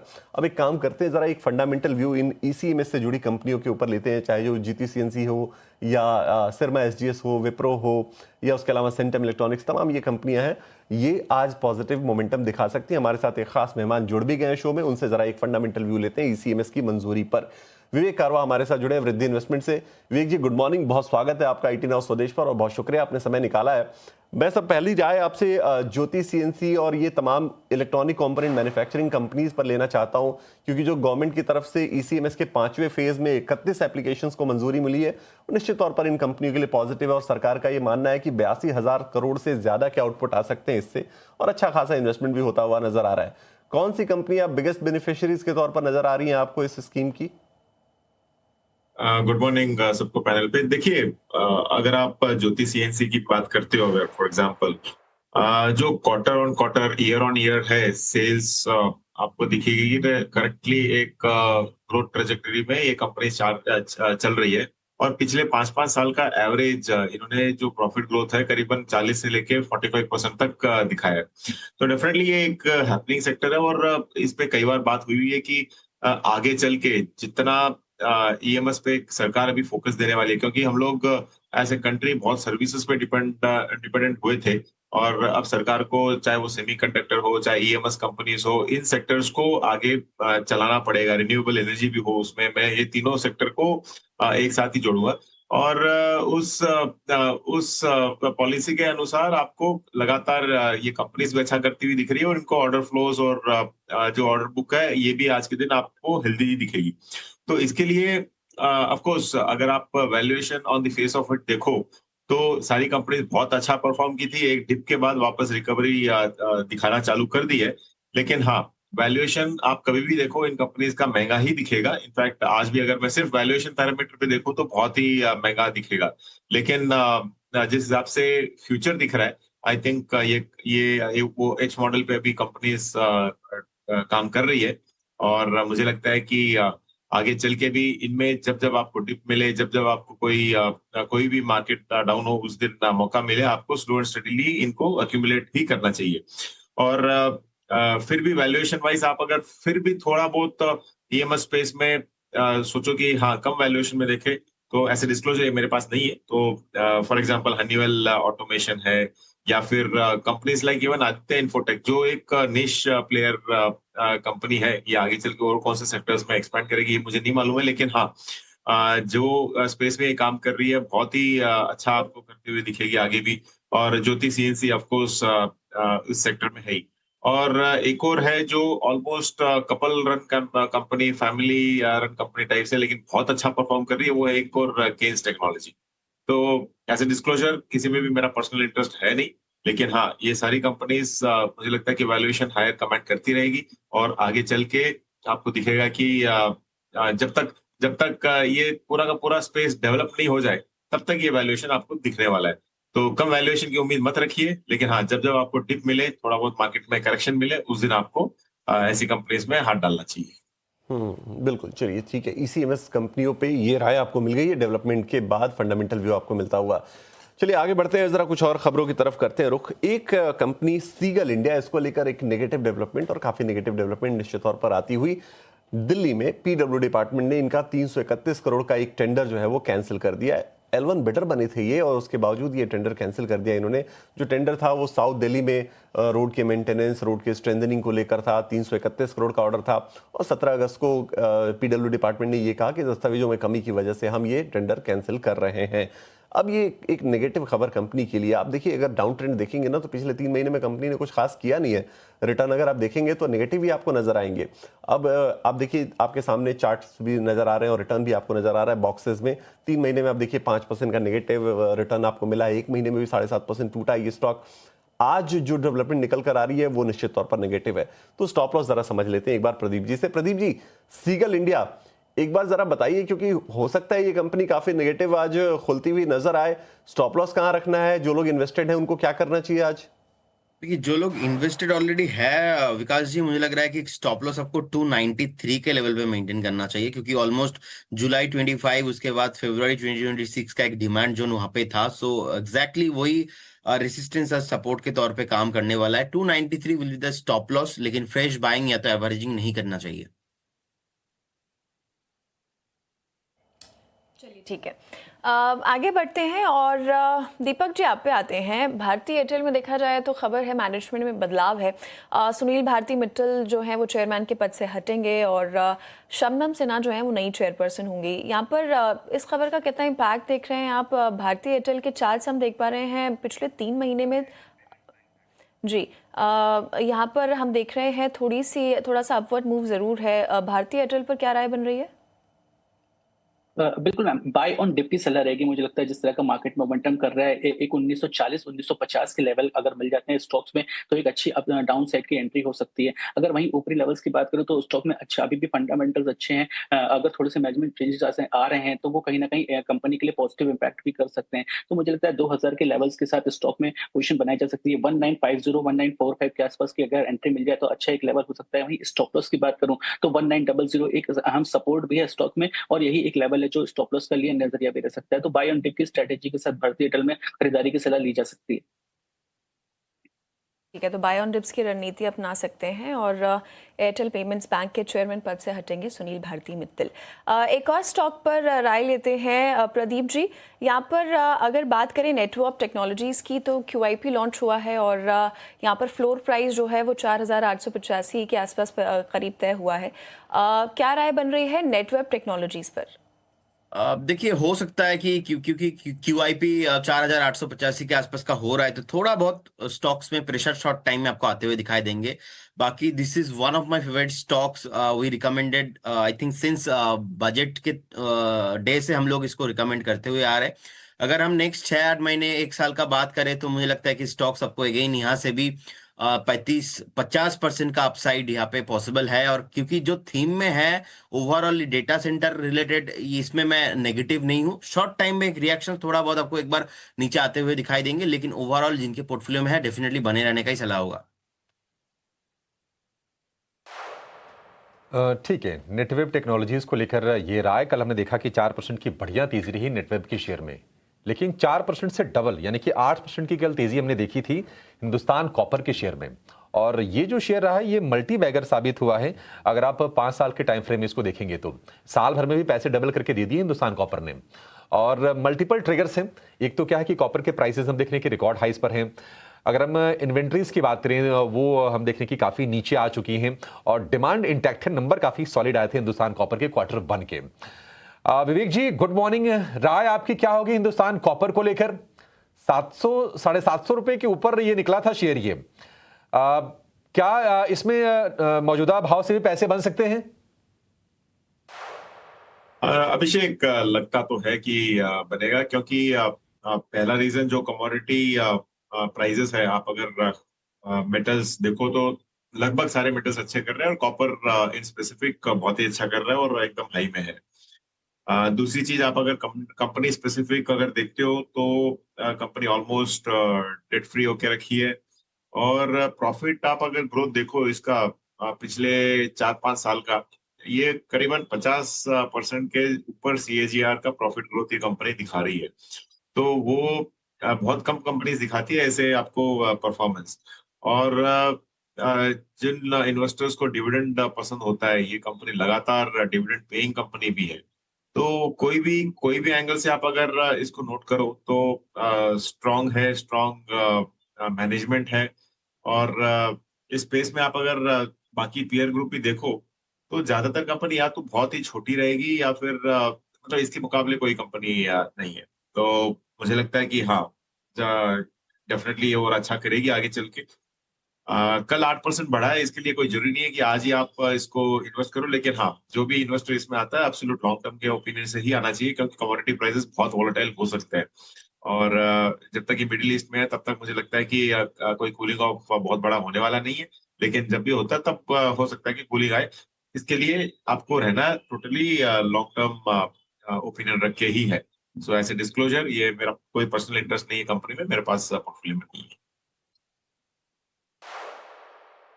ठीक है, ये राय हो गई मेटल्स को लेकर और हिंदुस्तान कॉपर को लेकर। इस बीच आप देखिए मॉर्थ यानी कि ministry of road transport and highways motor vehicle नियमों में बड़े बदलाव का प्रस्ताव इनकी तरफ से है। और क्या ये बदलाव होंगे, ये एक बार आपके सामने रखते हैं कि ईवी, हाइड्रोजन, CNG, CVs की जो लाइफ साइकिल है उसको 5 साल बढ़ाने का प्रस्ताव दिया गया है। तो निश्चित तौर पर एक वेलकम स्टेप हो सकता है। और रिसेंटली हमने देखा है कि पेट्रोल और डीजल की जो कारें हैं उनसे थोड़ा सा लोगों का मोह भंग हो रहा है और CNG व्हीकल हो गए या फिर EV हो गए, उनकी तरफ लोगों का रुझान बढ़ा है। और सरकार भी यही चाहती है कि क्लीनर एनर्जी को अब प्रमोट किया जाए। और उस दिशा में जो एक और चीज़ हुई थी कि हमने देखा था कि पेट्रोल पर जो हमारी डिपेंडेंसी है उसको ख़त्म करने को लेकर जो E20 फ्यूल को पैन इंडिया पूरी तरह से लागू किया गया, तो लोगों का रुझान थोड़ा सा ना बाकी व्हीकल्स की तरफ बढ़ा है। तो ये एक अपडेट निकल के ज़रूर आ रहा है, इस पर हम नज़र रखेंगे, आगे इस पर बातचीत भी कर लेंगे। लेकिन ब्रोकरेज के रिपोर्ट्स कौन सी हैं ज़रा ये जान लेते हैं। और हमारे साथ हमारे सहयोगी रविंदर हमारे साथ जुड़ गए हैं रिपोर्ट्स लेकर। Ravinder, good morning. बताइए कौन सी रिपोर्ट्स हैं, कहाँ आज फोकस करके चलना चाहिए? जी बिल्कुल, गुड मॉर्निंग अभिषेक। तो यहाँ पे आज ब्रोकरेज में सबसे पहले शुरुआत BSE से करते हैं। यहाँ पर BSE आज फिर से फोकस मार सकते हैं। याद रखिए कल के सेशन में भी ये स्टॉक काफ़ी यहाँ पे नीचे था जेफरीज के डाउनग्रेड के चलते। तो यहाँ पर नोवामा ने भी आज इसको डाउनग्रेड किया। नोवामा ने BSE को 22 से डाउनग्रेड करके होल्ड किया और टारगेट प्राइस 4090 से कट करके 3240 का किया। तो यहाँ पे शार्प कट जो है यहाँ पर नोवामा ने टारगेट प्राइस में कट किया। उनका कहना है कि CS ने वॉल्यूम को रीसेट करके न्यू लो पर जो है ला दिया है और RBI के bank guarantee norms Q4 FY27 से इम्पैक्ट करना शुरू कर रही है, जबकि Q4 FY20 कर सकते हैं, जबकि Q4 FY26 में जो ऑलरेडी टफेस्ट बेस था कंपनी के लिए, उनका ये भी कहना है कि यहाँ पर BSE का कॉन्ट्रैक्ट शेयर अप्रॉक्सीमेटली 51.5% है, लेकिन PTV शेयरशिप जो है करीब 36% का है, क्योंकि नॉन एक्सपायरी डे पर कंट्रीब्यूशन लो है, इसलिए फर्दर मार्केट शेयर गेंस का अपसाइड लिमिटेड है। सो इसके चलते ये स्टॉक आज फोकस में सकता है। अगले स्टॉक की बात करें NMDC, नोवामा ने NMDC को होल्ड से अपग्रेड करके बाई किया और टारगेट प्राइस उन्होंने 100 से जो है मार्जिनली कट किया 97 पर। उनका कहना है कि डोमेस्टिक आयरन और प्राइसेस बॉटम आउट होने के साइंस है और हायर वॉल्यूम से second half of FY27 earnings growth को सपोर्ट मिल सकता है। सो इसके चलते ये भी फोकस मिल सकता है। आखिर में बात करेंगे कोलगेट की, तो यहाँ पर कोलगेट के मैनेजमेंट ने यहाँ पे एनालिस्ट से कल मीट की थी, जिसका की टेकअवेज में कोलगेट का कहना है कि कोलगेट पीयर से बेटर ग्रो कर रहा है और मार्केट लीडरशिप स्ट्रांग बनी हुई है। और यहाँ पर नोवामा ने अपनी बाय रेटिंग को मेंटेन रखा कोलगेट पर और टारगेट प्राइस 2750 का रखा है, जो कि करंट मार्केट प्राइस से 40% का अपसाइड है। उनका कहना है कि यहाँ पे पिछले 2 क्वार्टर्स में कोलगेट ने डाबर और HUL दोनों को आउट परफॉर्म किया। हालांकि की रिस्क है सेंसिटिविटी सेगमेंट में सेंसोडाइन ऐसे कंपटीशन बढ़ना, सो इसके चलते कोलगेट भी आज के सेशन में काफ़ी फोकस में रह सकता है। जी, बहुत बहुत शुक्रिया रविंद्र, तमाम ब्रोकरेज रिपोर्ट्स इतने विस्तार से हमें बताने के लिए। और चलिए यहाँ पर रुकेंगे एक छोटे से ब्रेक के लिए, जल्द लौटेंगे और मार्केट पर चर्चा जारी रखेंगे।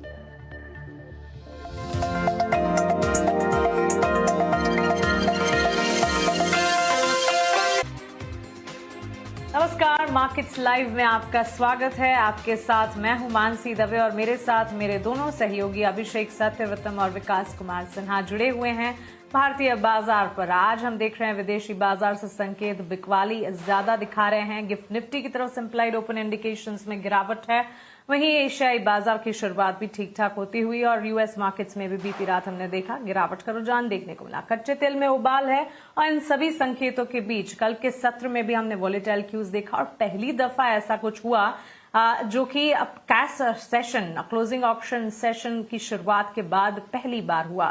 3:15 बजे से लेकर 3:30 बजे तक की क्लोजिंग जो थी उसमें डिफरेंस जो है वो डाउन साइड का नजर आया।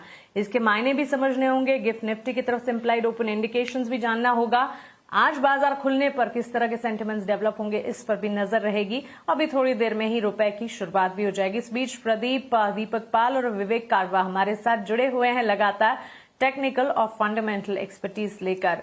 विवेक, good morning, will start with you. और अभी थोड़ी देर पहले हमारे सहयोगी रविंदर कोलगेट-पाल्मोलिव के इन्वेस्टर डे का जिक्र कर रहे थे। काफी इंटरेस्टिंग टेकअवेज आए हैं इन इन्वेस्टर डे में। सबसे पहले तो कोलगेट का ये कहना है कि अपने पेयर्स से और ज्यादा बेहतर प्रदर्शन ये दिखा रहे हैं। 3x मार्केट लीडरशिप जो है इसे रिटेन भी किया है और प्रीमियम मिक्स यानी कि प्रीमियमाइजेशन पर एब्सोल्यूट फोकस है। हालांकि ब्रोकरेजेस की अगर माने तो मिक्स क्यूज है, अभी भी कुछ ब्रोकरेजेस से डाउनग्रेड कर रहे हैं। ताजा निवामा की एक रिपोर्ट है जिसमें टारगेट्स को अनचेंज रखा गया है टू 2750।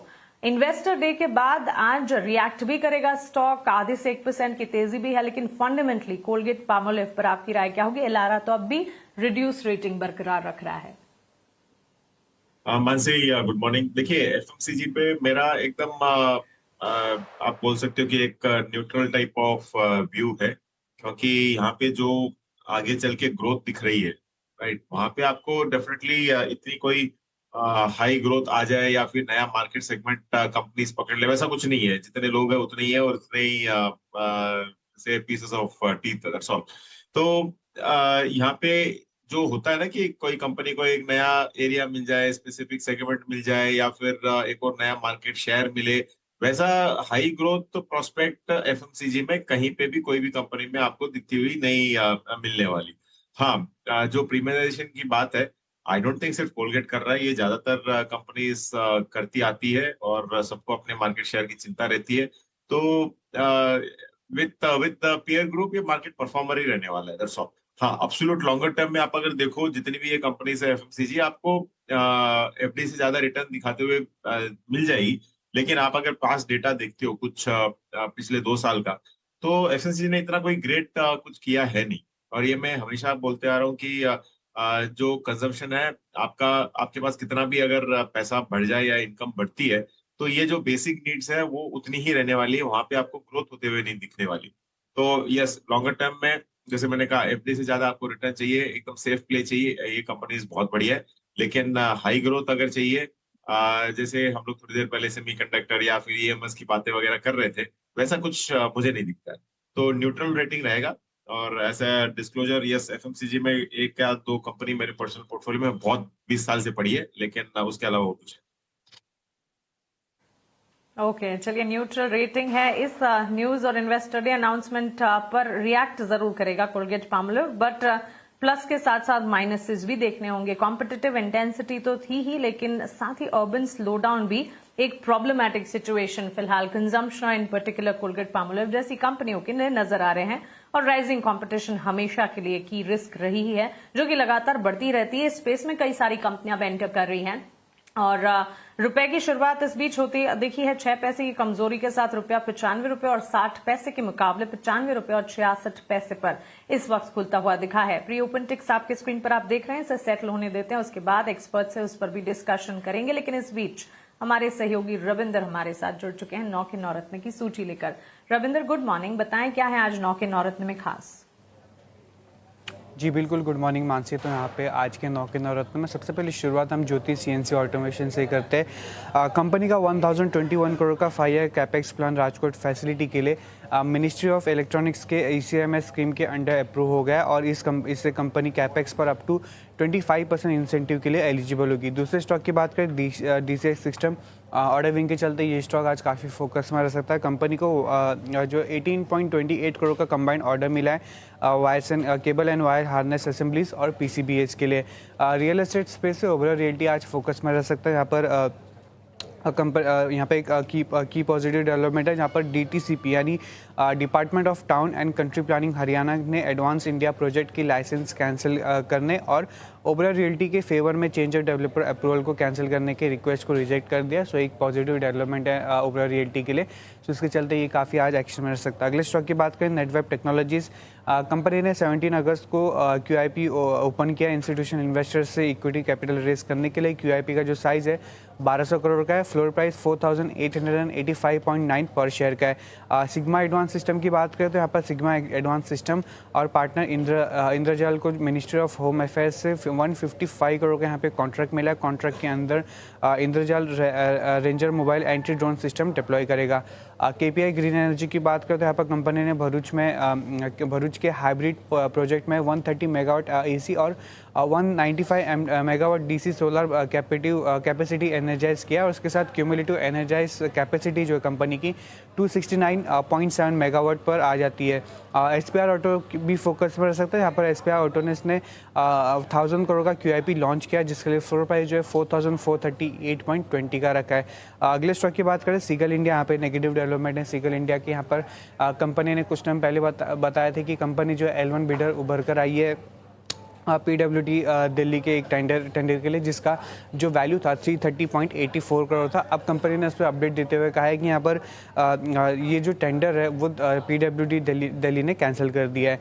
आखिर में बात करेंगे BSE की, जहाँ पर BSE भी आज फिर से फोकस में रह सकता है। कल के सेशन में भी ये स्टॉक काफ़ी फोकस था जेफरीज के डाउनग्रेड के चलते। तो यहाँ पर आज नुवामा ने भी इसको डाउनग्रेड किया है। नुवामा ने BSE को 22 से डाउनग्रेड करके होल्ड रखा है। टारगेट प्राइस भी उन्होंने शार्प कट किया, 4090 से कट करके 3240 का रखा। उनके अकॉर्डिंग CS ने इंडेक्स ऑप्शन वॉल्यूम्स को न्यू लो पर रीसेट कर दिया जिससे एक्सपायरी डे ट्रेडिंग डायनामिक्स भी इम्पैक्ट हुए। सो इसके चलते BSE भी आज फोकस में रह सकता है। ओके रविंदर, बहुत शुक्रिया आपका हमारे साथ जुड़ने के लिए और ये 9 के 9 रत्न हमारे साथ शेयर करने के लिए। इन स्टॉक्स पर एक एक कर विस्तार से बातचीत हमारे एक्सपर्ट से हम जारी रखेंगे। इस बीच बाजार बस चंद मिनटों में खुलने वाला है। प्री ओपन लेवल्स आप अपने स्क्रीन पर देख रहे होंगे। 24,229 के लेवल्स के आसपास फिलहाल कामकाज हम देख रहे हैं। कुछ ब्लॉक्स भी इस वक्त स्क्रीन पर आप देख रहे हैं। करीब 2 करोड़ शेयरों के सौदे पेटीएम में इस वक्त होते हुए नजर आए हैं। ब्लॉक डील अलर्ट आपके स्क्रीन पर। बाजार खुलने के साथ साथ पेटीएम के स्टॉक प्राइस पर भी नजर रखनी होगी। और इसके अलावा अगर आप देखें, हमारे साथ हमारी पैनल पर चंदन थापड़िया जुड़ चुके हैं। आइए उनसे समझते हैं उनकी तरफ से स्टॉक स्पेसिफिक रिकमेंडेशन और क्विक टेक मार्केट्स पर भी। Chandan, good morning, thanks for joining. Closing auction session के रोल आउट होने के बाद 2 हफ्ते और 2 हफ्तों में पहली बार ऐसा हुआ कि 3:15 बजे से लेकर जब क्लोजिंग ऑक्शन सेशन 3:30 बजे क्लोज हुआ तो एक नैरो डाउन क्लोजिंग यानी गिरावट पर क्लोजिंग हमने देखी थी। 24,366 की क्लोजिंग 3:15 पर और 24,354 के लेवल्स पर हमने देखा 3:30 पर क्लोजिंग होती हुई। 24,200 के आसपास के लेवल्स इस वक्त प्री ओपन टिक्स में नजर आ रहे हैं। A quick take on this change और इसका कैसा प्रभाव दिख सकता है, साथ ही आपके स्टॉक्स भी सुझाइएगा। जी नमस्कार मानसी जी, देखिए निफ्टी की हम बात करें तो पिछले 2 वीक से इंडेक्स में लोअर हाइज बन रहे हैं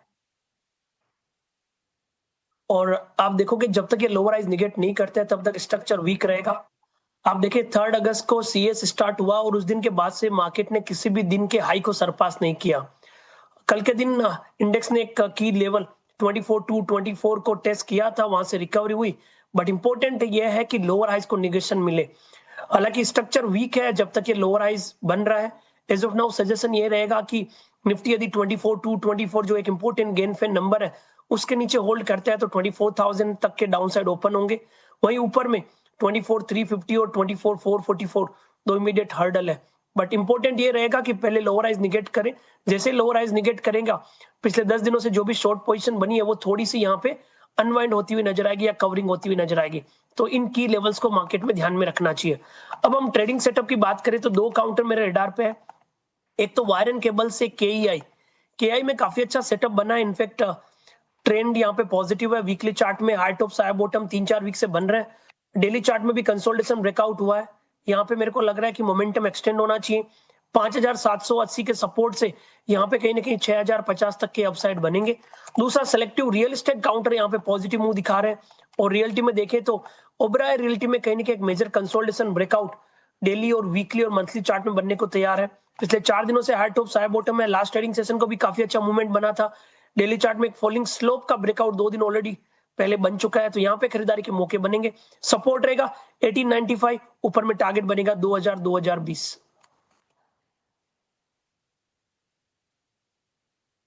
है ये 2 शेयर हो गए चंदन जी की तरफ से और ओबरॉय रियल्टी और केआई इंडस्ट्रीज। चंदन जी को और मेरे बीच में कहेंगे थोड़ी बहुत हल्की फुल्की टेलीपैथी अगर मतलब होती होगी तो शायद काम करती है, क्योंकि कई बार ऐसा होता है कि हम जिस शेयर की चर्चा करते हैं चंदन जी फिर उसके बाद जब शो में जुड़ते हैं उस पर उनकी राय आती है, बाकायदा बड़े टारगेट्स भी आते हैं। 6,050 रुपए के टारगेट होंगे 5,780 रुपए के स्टॉप लॉस के साथ। चंदन जी एक और शेयर आप बता दीजिए जरा, क्या शॉर्ट टर्म में जो करेक्शन था पावर ग्रिड का ये पूरा हो गया है? क्या पावर ग्रिड पर एक कॉन्ट्रा बेट ले सकते हैं यहां से 10-15% ऊपर के टारगेट के लिए? देखिए, पावर ग्रिड की बात करें तो पावर ग्रिड में पिछले 2-3 वीक से करेक्टिव मूव देखने को मिला है और इनफैक्ट पिछले काफी दिनों से आप देखें 50 डेमा के ऊपर डिसाइसिव कोई मूव आ नहीं रहा है। लगभग 70 दिन हो गए 50 डेमा के नीचे कामकाज कर रहा है, तो स्ट्रक्चर तो वीक है और एज ऑफ नाउ मेरे को कोई चेंज इन द स्ट्रक्चर लग नहीं रहा है। भले इतना गिरा है तो थोड़ा बहुत कंसोलिडेशन हो सकता है, बट मेरे हिसाब से थोड़ा और वेट करना चाहिए। डाउन साइड में 255-258 मेजर सपोर्ट है, शायद वहां तक आए तो फिर बार्गेन बाइंग बन सकती है विद द व्यू कितना गिरा है और अब रिस्क रिवॉर्ड रेशियो फेवरेबल है। बट एज ऑफ नाउ या तो रुके डिक्लाइन का और या फिर 272-274 का जोन निकले तब जाके समझे कि अब एक बार शॉर्ट टर्म के बॉटम बन रहे हैं। ठीक है, ये राय होगी पावर ग्रिड के शेयर को लेकर। एक शेयर प्रदीप आपसे जानना चाहेंगे, और वैसे भी स्मॉल कैप में ना आपकी थोड़ी महारत है, इस बात को हम सब लोग मानते हैं। और लॉयड इंजीनियरिंग वर्क्स हमने देखा कि अगर हम 6 महीने के रिटर्न देखेंगे तो लगभग 75-80% के आसपास के रिटर्न है लॉयड इंजीनियरिंग में। 40 रुपए के नीचे का शेयर था जो कि अब 90 रुपए के ऊपर जाकर कारोबार कर रहा है। और इन्होंने इनकी सब्सिडरी है, उन्होंने इटली की कंपनी है अल्पार इंजीनियरिया, थोड़ा सा ना कठिन है नाम प्रोनाउंस करना लेकिन नाम हम सामने रख देते हैं।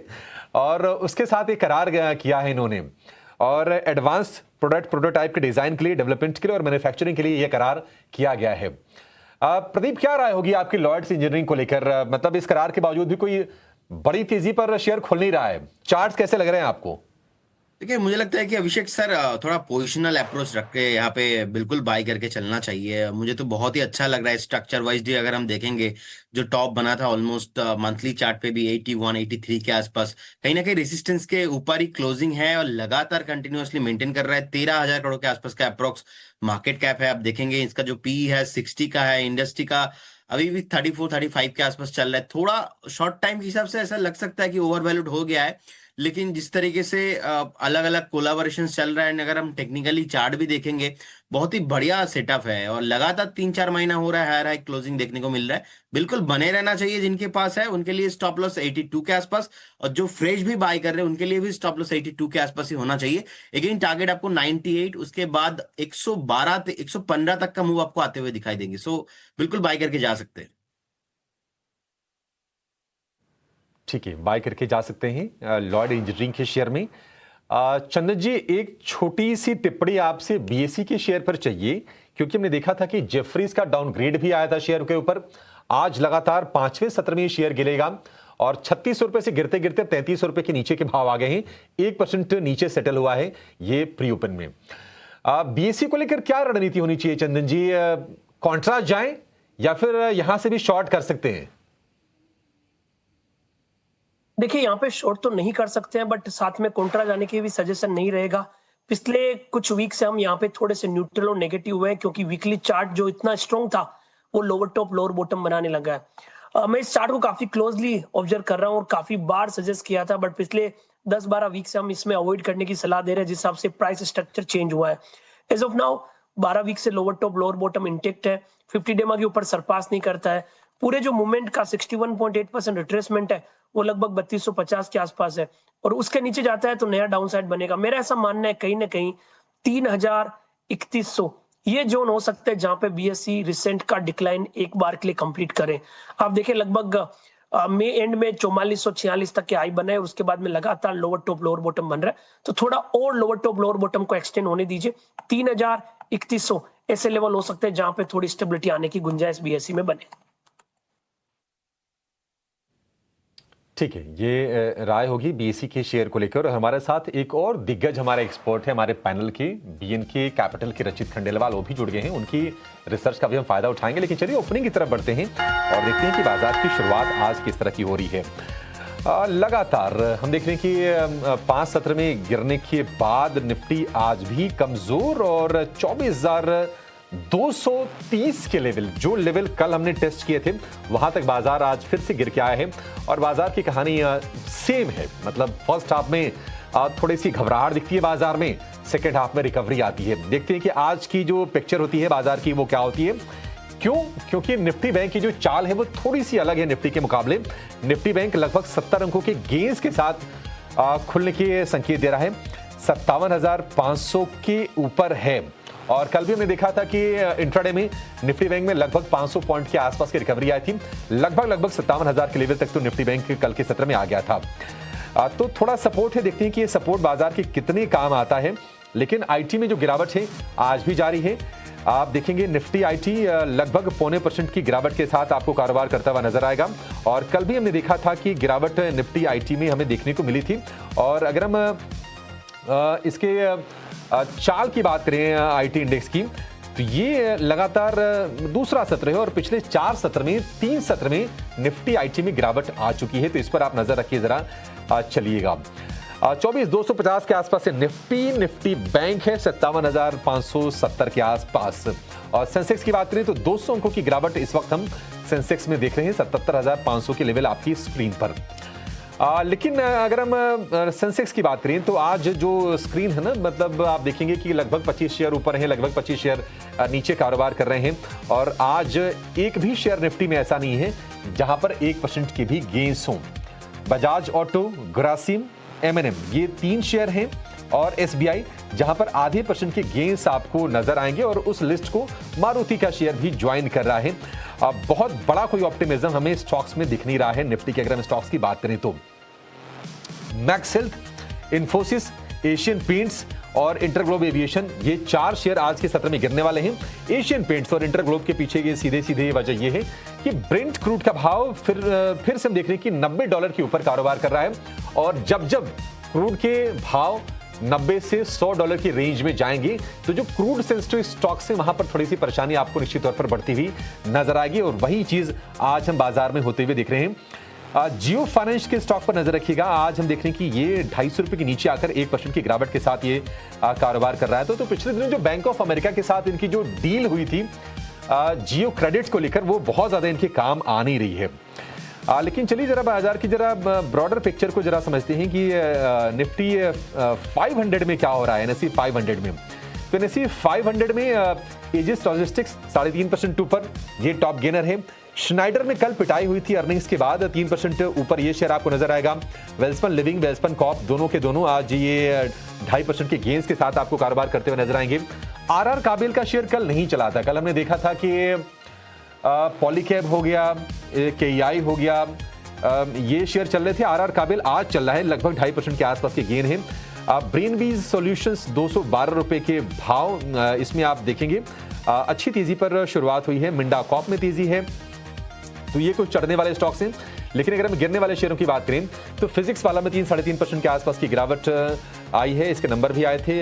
ग्रो के शेयर में हम देख रहे हैं कि 2% की गिरावट है। 194 के भाव हैं। कोलगेट को लेकर ब्रोकरेज की रिपोर्ट्स भी आई थी और थोड़ी सी नरमी के संकेत वो दे रहे थे। 2% की नरमी हम देख रहे हैं और इसके अलावा एंजल वन के शेयर में लगभग 1.5% के आसपास की गिरावट है। तो कोई बड़े फॉल या बड़े गेंस आज के सत्र में आपको नजर आएंगे नहीं। और अगर हम बाजार को आज सपोर्ट करने वाले अगर हम सेक्टर्स की बात करें तो आप देखेंगे कि डिफेंस हो गया, ऑटो, कंज्यूमर ड्यूरेबल, केमिकल, ये कुछ सेगमेंट्स हैं जो बाजार को आज थोड़ा बहुत समर्थन देने का काम कर रहे हैं। लेकिन अगर हम प्रेशर की बात करें तो IT, capital market, real estate, यहां से दबाव है। और एक और चीज जिसको आप नोटिस करके चलिएगा, इंडिया विक्स हो सकता है कि बाजार को थोड़ा सा ना डल रखे, क्योंकि इंडिया विक्स भी थोड़ा सा नरम ही है। 11 के आसपास का इंडिया विक्स है, तो बाजार में आप डलनेस हो सकता है कि आज के सत्र में थोड़ा सा बढ़ते हुए देखें। और वीकली एक्सपायरी भी है, देखते हैं कि बाजार में आज किस तरह का एक्शन होता है और क्या कल का जो पैटर्न रहा क्या वो आज फॉलो होगा कि ये फर्स्ट हाफ में कंजेशन, सेकंड हाफ में रिकवरी, देखने वाली बात होगी। निफ्टी फिलहाल 50 अंक नीचे है। निफ्टी बैंक की बात करें तो वहां पर भी हम देख रहे हैं कि अब गिरावट हो गई है। 50 अंक नीचे आके निफ्टी बैंक भी कारोबार कर रहा है 57,500 के नीचे। सीधे चलेंगे अपने एक्सपर्ट्स के पास और उनसे जानेंगे ओपनिंग के ट्रेड्स।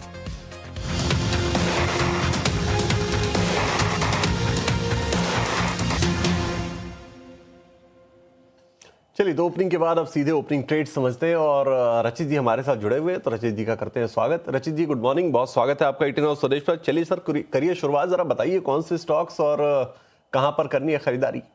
विकास भाई good morning all. Before we start, जितने भी स्टॉक्स आपके चैनल में हम डिस्कस करने वाले हैं उसमें मेरी पर्सनल पोजीशन है, मेरी फैमिली पोजीशन, क्लाइंट पोजीशन हो सकती है।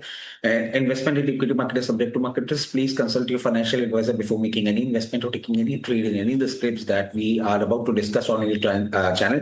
सीजी पावर पे फोकस कर सकते हैं। हम देखें जिस तरीके से पोजीशन रहा है, अट्रैक्टिव लग रहा है। गवर्नमेंट की तरफ से जो नई पॉलिसी फॉर्मुलेशन आ रहा है उसका भी बेनिफिट देखने को मिलेगा। 200 डे मूविंग एवरेजेस के ऊपर है ही, 50 डे मूविंग एवरेजेस के ऊपर कल सस्टेन किया है। 898 लेवल्स पे पोजीशन बना सकते हैं। 930 रुपए का पहला टारगेट, 972 का दूसरा टारगेट, 856 का स्टॉप लॉस, 856 के स्टॉप लॉस के साथ इस पर्टिकुलर पोजीशन को जरूर अप्रोच किया जा सकता है। सीजी पावर, आप स्टॉक पर करिए खरीदारी। 856 का स्टॉप लॉस और 972 तक के टारगेट्स एक्सपेक्ट कर रहे हैं रचित जी, बड़े टारगेट्स की उम्मीद। सीजी पावर 930 का पहला टारगेट, 972 का दूसरा टारगेट। चलिए बाकी मेहमानों के पास भी जरा एक एक करके चलते हैं। प्रदीप जी बताइए, आपने क्या आइडेंटिफाई किया मार्केट ओपन होते ही? जी देखिए, एजेस लॉजिस्टिक्स लिमिटेड, ये स्टॉक्स बहुत ही अट्रैक्टिव लग रहा है। करेंट जोन से बाय करने का सलाह रहेगा। टारगेट आपको यहाँ से 1376, उसके बाद आपको 1420, 1420 तक का टारगेट आपको आते हुए दिखाई देंगे। स्टॉप लॉस जो मेंटेन करना पड़ेगा 1303, 1303 के आसपास का डे लो है, वहां पे स्टॉप लॉस मेंटेन कीजिए एंड करेंट जोन से एक बार बाय करके जाइए। सुबह सुबह जो आते ही मैंने कॉल दिया था इंडो MIM लिमिटेड, सो यहाँ पे एक बार चाहे तो प्रॉफिट बुक करके जा सकते हैं, लेकिन पोजिशनल अप्रोच अगर रखते हैं यहां से भी मैं देख रहा हूं कि और 15% का मूव आपको आते हुए दिखाई देंगे। चलिए ठीक है, तो इंडो MIM पे अपडेट भी और एजिस लॉजिस्टिक की कॉल भी आपको मिल गई। 1376, 1420 दो टारगेट्स आपको रखने हैं और स्टॉप लॉस आपको मेंटेन करना है 1303 पे। इंडो MIM बेहतरीन तेजी स्टॉक के अंदर, तो आइए 8% के आसपास की तेजी और शानदार पिक आपको मौके भी मिले हैं खरीदारी के, देखिए ओपन में ही। चलिए आगे बढ़ते हैं, एक बार चंदन जी के पास चलते हैं। चंदन जी गुड मॉर्निंग, बताइए आपकी तरफ से क्या है स्टॉक पिक? बिल्कुल, मैं फोकस कर रहा हूँ सिलेक्टिव डिफेंस काउंटर पे और डिफेंस का पूरा खेमा एक अच्छी स्ट्रेंथ दिखा रहा है। एक तरफ आप FNO के दो काउंटर देखें, HAL की बात करें, अच्छा मूव है, बट मैं फोकस करना चाहूंगा यहाँ पे पारस डिफेंस पे। आप देखिए पारस डिफेंस में वीकली चार्ट में 5 वीक से एटॉप्स आया, बॉटम फॉर्मेशन बन रहे हैं। 4 दिन पहले ब्रेकआउट दिया था, तब से काउंटर रेडार है और अभी भी यहाँ पे जिस हिसाब से एटॉप्स आया, बॉटम बन रहा है, स्ट्रेंथ इंटेक्ट रहेगी। पारस डिफेंस पे खरीदारी की सलाह होगी। सपोर्ट रहेगा 1395 का, ऊपर में टारगेट बनने चाहिए 1480 और 1500 तक के। 1480 और 1500 तक के टारगेट्स आपको एक्सपेक्ट करने हैं। पारस डिफेंस पर खरीदारी की राय आपको मिल गई है चंदन जी की तरफ से। अब चलिए जरा दीपक जी के पास भी चलते हैं और उनके स्टॉक्स को भी समझते हैं। दीपक जी, कहां आपने मौके खोजे हैं बाजार खुलने के बाद? बिल्कुल सर, पहले तो एक अपडेट देना चाहूंगा। कल हमने भारत फोर्ज और फिनोलेक्स केबल में खरीदारी की सलाह दी थी। यहाँ पे इन दोनों लेवल्स में स्टॉक में लगभग ऑलमोस्ट टारगेट अचीव हो चुके हैं, तो मुझे यहाँ पे लगता है कि यहाँ पर एक बार प्रॉफिट बुकिंग कर लेनी चाहिए स्टॉक में। दूसरा मुझे जो पसंद आता है वो है sir city union bank, CUB में खरीदारी की सलाह रहेगी। एक अच्छा अपसाइड का मोमेंटम स्टॉक में देखने को मिला है। कल भी स्टॉक में एक अच्छा मोमेंटम देखने को मिला था और आज कहीं ना कहीं स्टॉक पे कंफर्मेशन मिलने को मिल रहा है। तो मुझे लगता है इन लेवल्स पे सीयूबी में खरीदारी रहेगी। 230 का लक्ष्य रहेगा पहला, और 210 का स्टॉप लॉस रहेगा। दूसरा सर पसंद आता है आईआईएफएल फाइनेंस। आईआईएफएल फाइनेंस में भी आप देखें तो अच्छा चार्ट स्ट्रक्चर मिल रहा है, अच्छी वॉल्यूम ग्रोथ स्टॉक में देखने को मिल रही है। एक हायर हाइस हायर लोज बनाता हुआ जा रहा है स्टॉक। और आईआईएफएल की बात करूं तो 635 के आसपास ये स्टॉक ट्रेड कर रहा है। यहीं पे इन लेवल्स पे स्टॉक में खरीदारी करी जा सकती है। 650 का मेरा पहला टारगेट रहेगा। और स्टॉप लॉस की बात करूं तो 625 का स्टॉप लॉस के साथ इस स्टॉक में खरीदारी की जा सकती है। चलिए, तो 2 स्टॉक्स आपको मिल गई है दीपक जी की तरफ से भी। सीयूबी, सिटी यूनियन बैंक, यहां आपको रखने टारगेट्स 230 के, 210 का आपको लगाना है स्टॉप लॉस। और दूसरा स्टॉक आईएफएल फाइनेंस, 650 के टारगेट्स आपको रखने, 625 का आप लगाइए स्टॉप लॉस। तो आपके लिए ओपनिंग ट्रेड्स भी आपको मिल चुके हैं, आपकी ट्रेडिंग पूरी तरह से सेट हो चुकी है। चलिए, अब जरा कुछ खबरों वाले शेयरों की और कुछ एक्शन वाले शेयरों की करते हैं बातचीत। आज देखिए, एक स्टॉक जो बेहतरीन मोमेंटम में आज भी नजर आ रहा है, वेल्सपन लिविंग का। देखिए, बाजार खुलते के साथ 28-30 लाख शेयरों के सौदे हो चुके हैं वेल्सपन लिविंग में, और अच्छी खासी तेजी 4% की नजर आ रही है स्टॉक के अंदर। 173-74 के भाव, अच्छा बढ़ती हुई नजर आ रही है तेजी अब तो 176 के भाव, 4.5-5% ऊपर हो गया स्टॉक। एक काम करते हैं, फटाफट से राय ले लेते हैं। रचित जी, जरा एक बार चेक कीजिएगा वेल्सपन लिविंग चार्ट्स।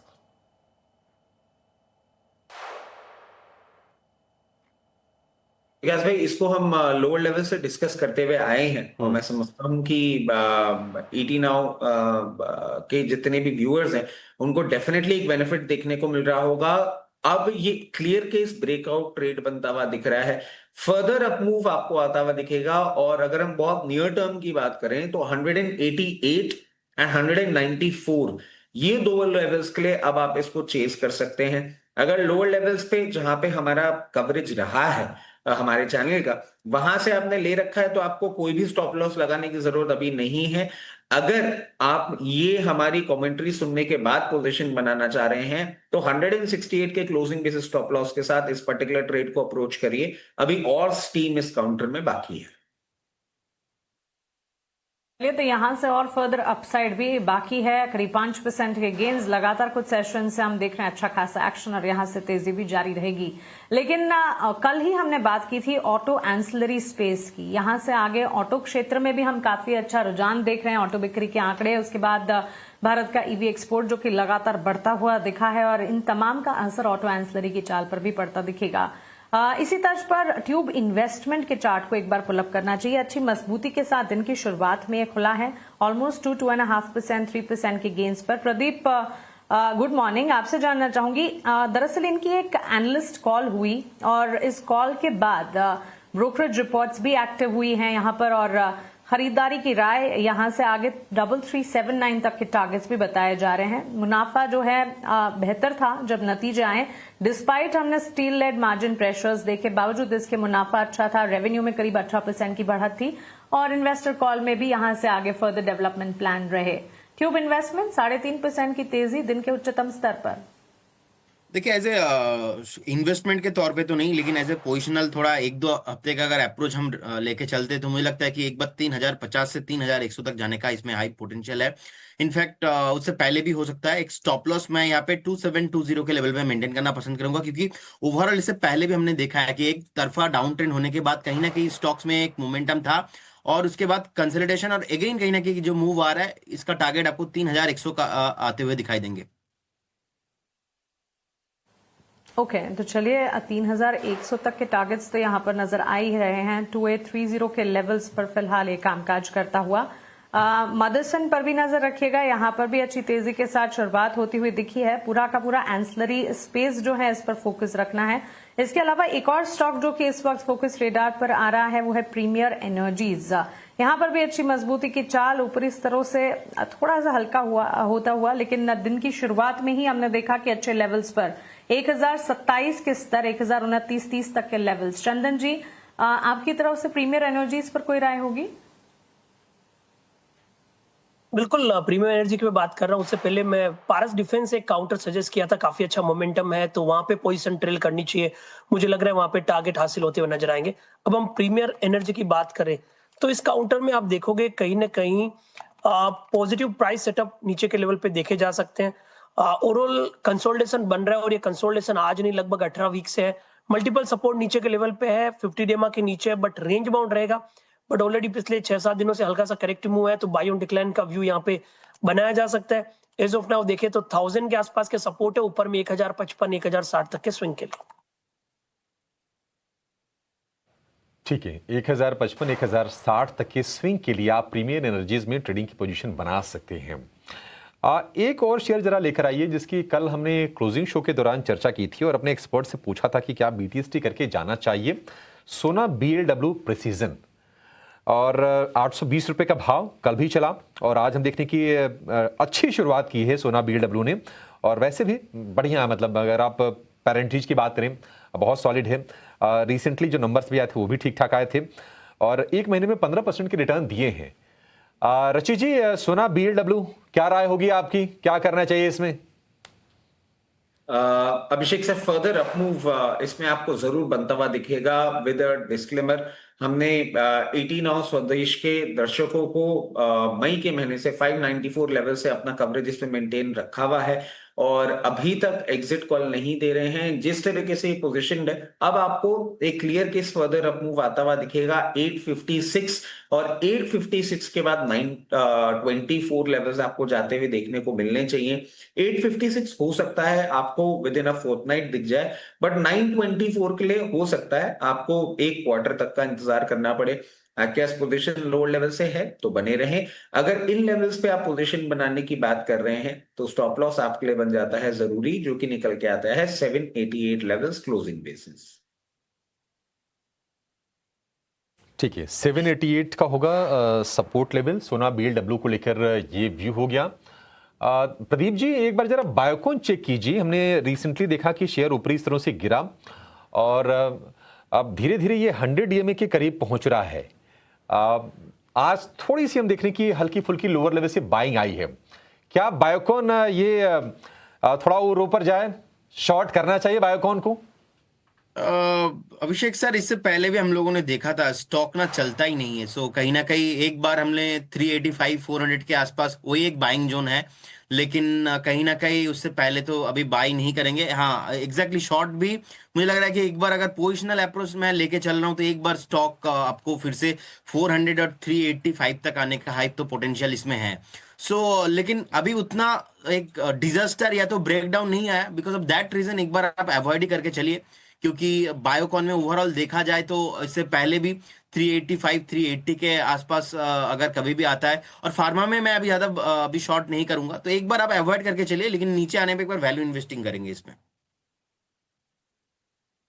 ठीक है, फिलहाल इसे वॉच लिस्ट में रखते हैं। निचले स्तरों पर बायोकॉन में value investing and compliments. Pradeep, Indo MIM आपकी कॉल, बेहतरीन लेवल्स पर बाजार खुलने से पहले आपने स्टॉक पर फोकस किया था, अच्छे लेवल्स पर कामकाज करती हुई। लेकिन कुछ और स्टॉक्स जहां पर अच्छी खासी तेजी हम देख रहे हैं पिछले कुछ सेशन से। Rachit, good morning to you. Supreme Industries पर आपसे एक राय में जानना चाहूंगी। यहाँ पर ब्रोकरेज रिपोर्ट्स भी आ रही हैं, पॉजिटिव न्यूज एंड फ्लोज, इनके डेटा पॉइंट्स, आंकड़े भी काफी पॉजिटिव रहे और पिछले कुछ दिनों के चार्ट्स को अगर पुल अप कर देखेंगे तो अच्छी मजबूती के साथ महज 5 दिनों में ऑलमोस्ट 6-7% के गेन स्टॉक ने दिखाए हैं और ये तेजी लगातार बढ़ती जा रही है। इस वक्त भी as we speak Supreme Industries में अच्छी बढ़त के साथ 3600 के पार के लेवल्स, ब्रोकरेजेस की अगर माने तो 3777 तक के लेवल्स अभी, इनफैक्ट 4087 तक के लेवल्स। निवामा की ताजा रिपोर्ट का ये कहना है कि 4087 तक के जा सकता है। क्या राय होगी सुप्रीम इंडस्ट्रीज पर? देखिए ma'am, definitely good morning. Lower level से एक अच्छा मोमेंटम दे रहा है। अगर हम देखें 27 जुलाई 3338 लेवल से एक मूव इसने अपना कंटिन्यू किया है। थोड़ा सा प्रॉब्लम एरिया जो दिखता है वो जून क्वार्टर के नंबर्स में आप देखें, ऑपरेटिंग मार्जिन जिस तरीके से जियो पॉलिटिकल टेंशन को लेके सफर करते हुए दिखे थे, क्योंकि they are directly connected to crude, वो एक पेन पॉइंट हमें जरूर बनता हुआ दिख रहा है। क्योंकि बैक एंड पे आप देखें क्रूड जिस तरीके से वापस एक हाई लेवल पे जा रहा है, ये जर्नी कहीं ना कहीं अरेस्ट होती हुई आपको देखने को मिल सकती है 3640 लेवल्स पे, क्योंकि वो इसका 200 डे मूविंग एवरेज है। वहां पे इसको थोड़ा सा टाइम स्पेंड करना पड़ेगा। गोइंग फॉरवर्ड अगर वहां से ये क्रॉस कर लेता है, उस सप्लाई पॉइंट को क्रॉस कर लेता है, फिर आपको एक अपमूव जरूर आता हुआ देखने को मिल सकता है, जो कि 4040 लेवल्स तक भी इसको लेके जा सकता है।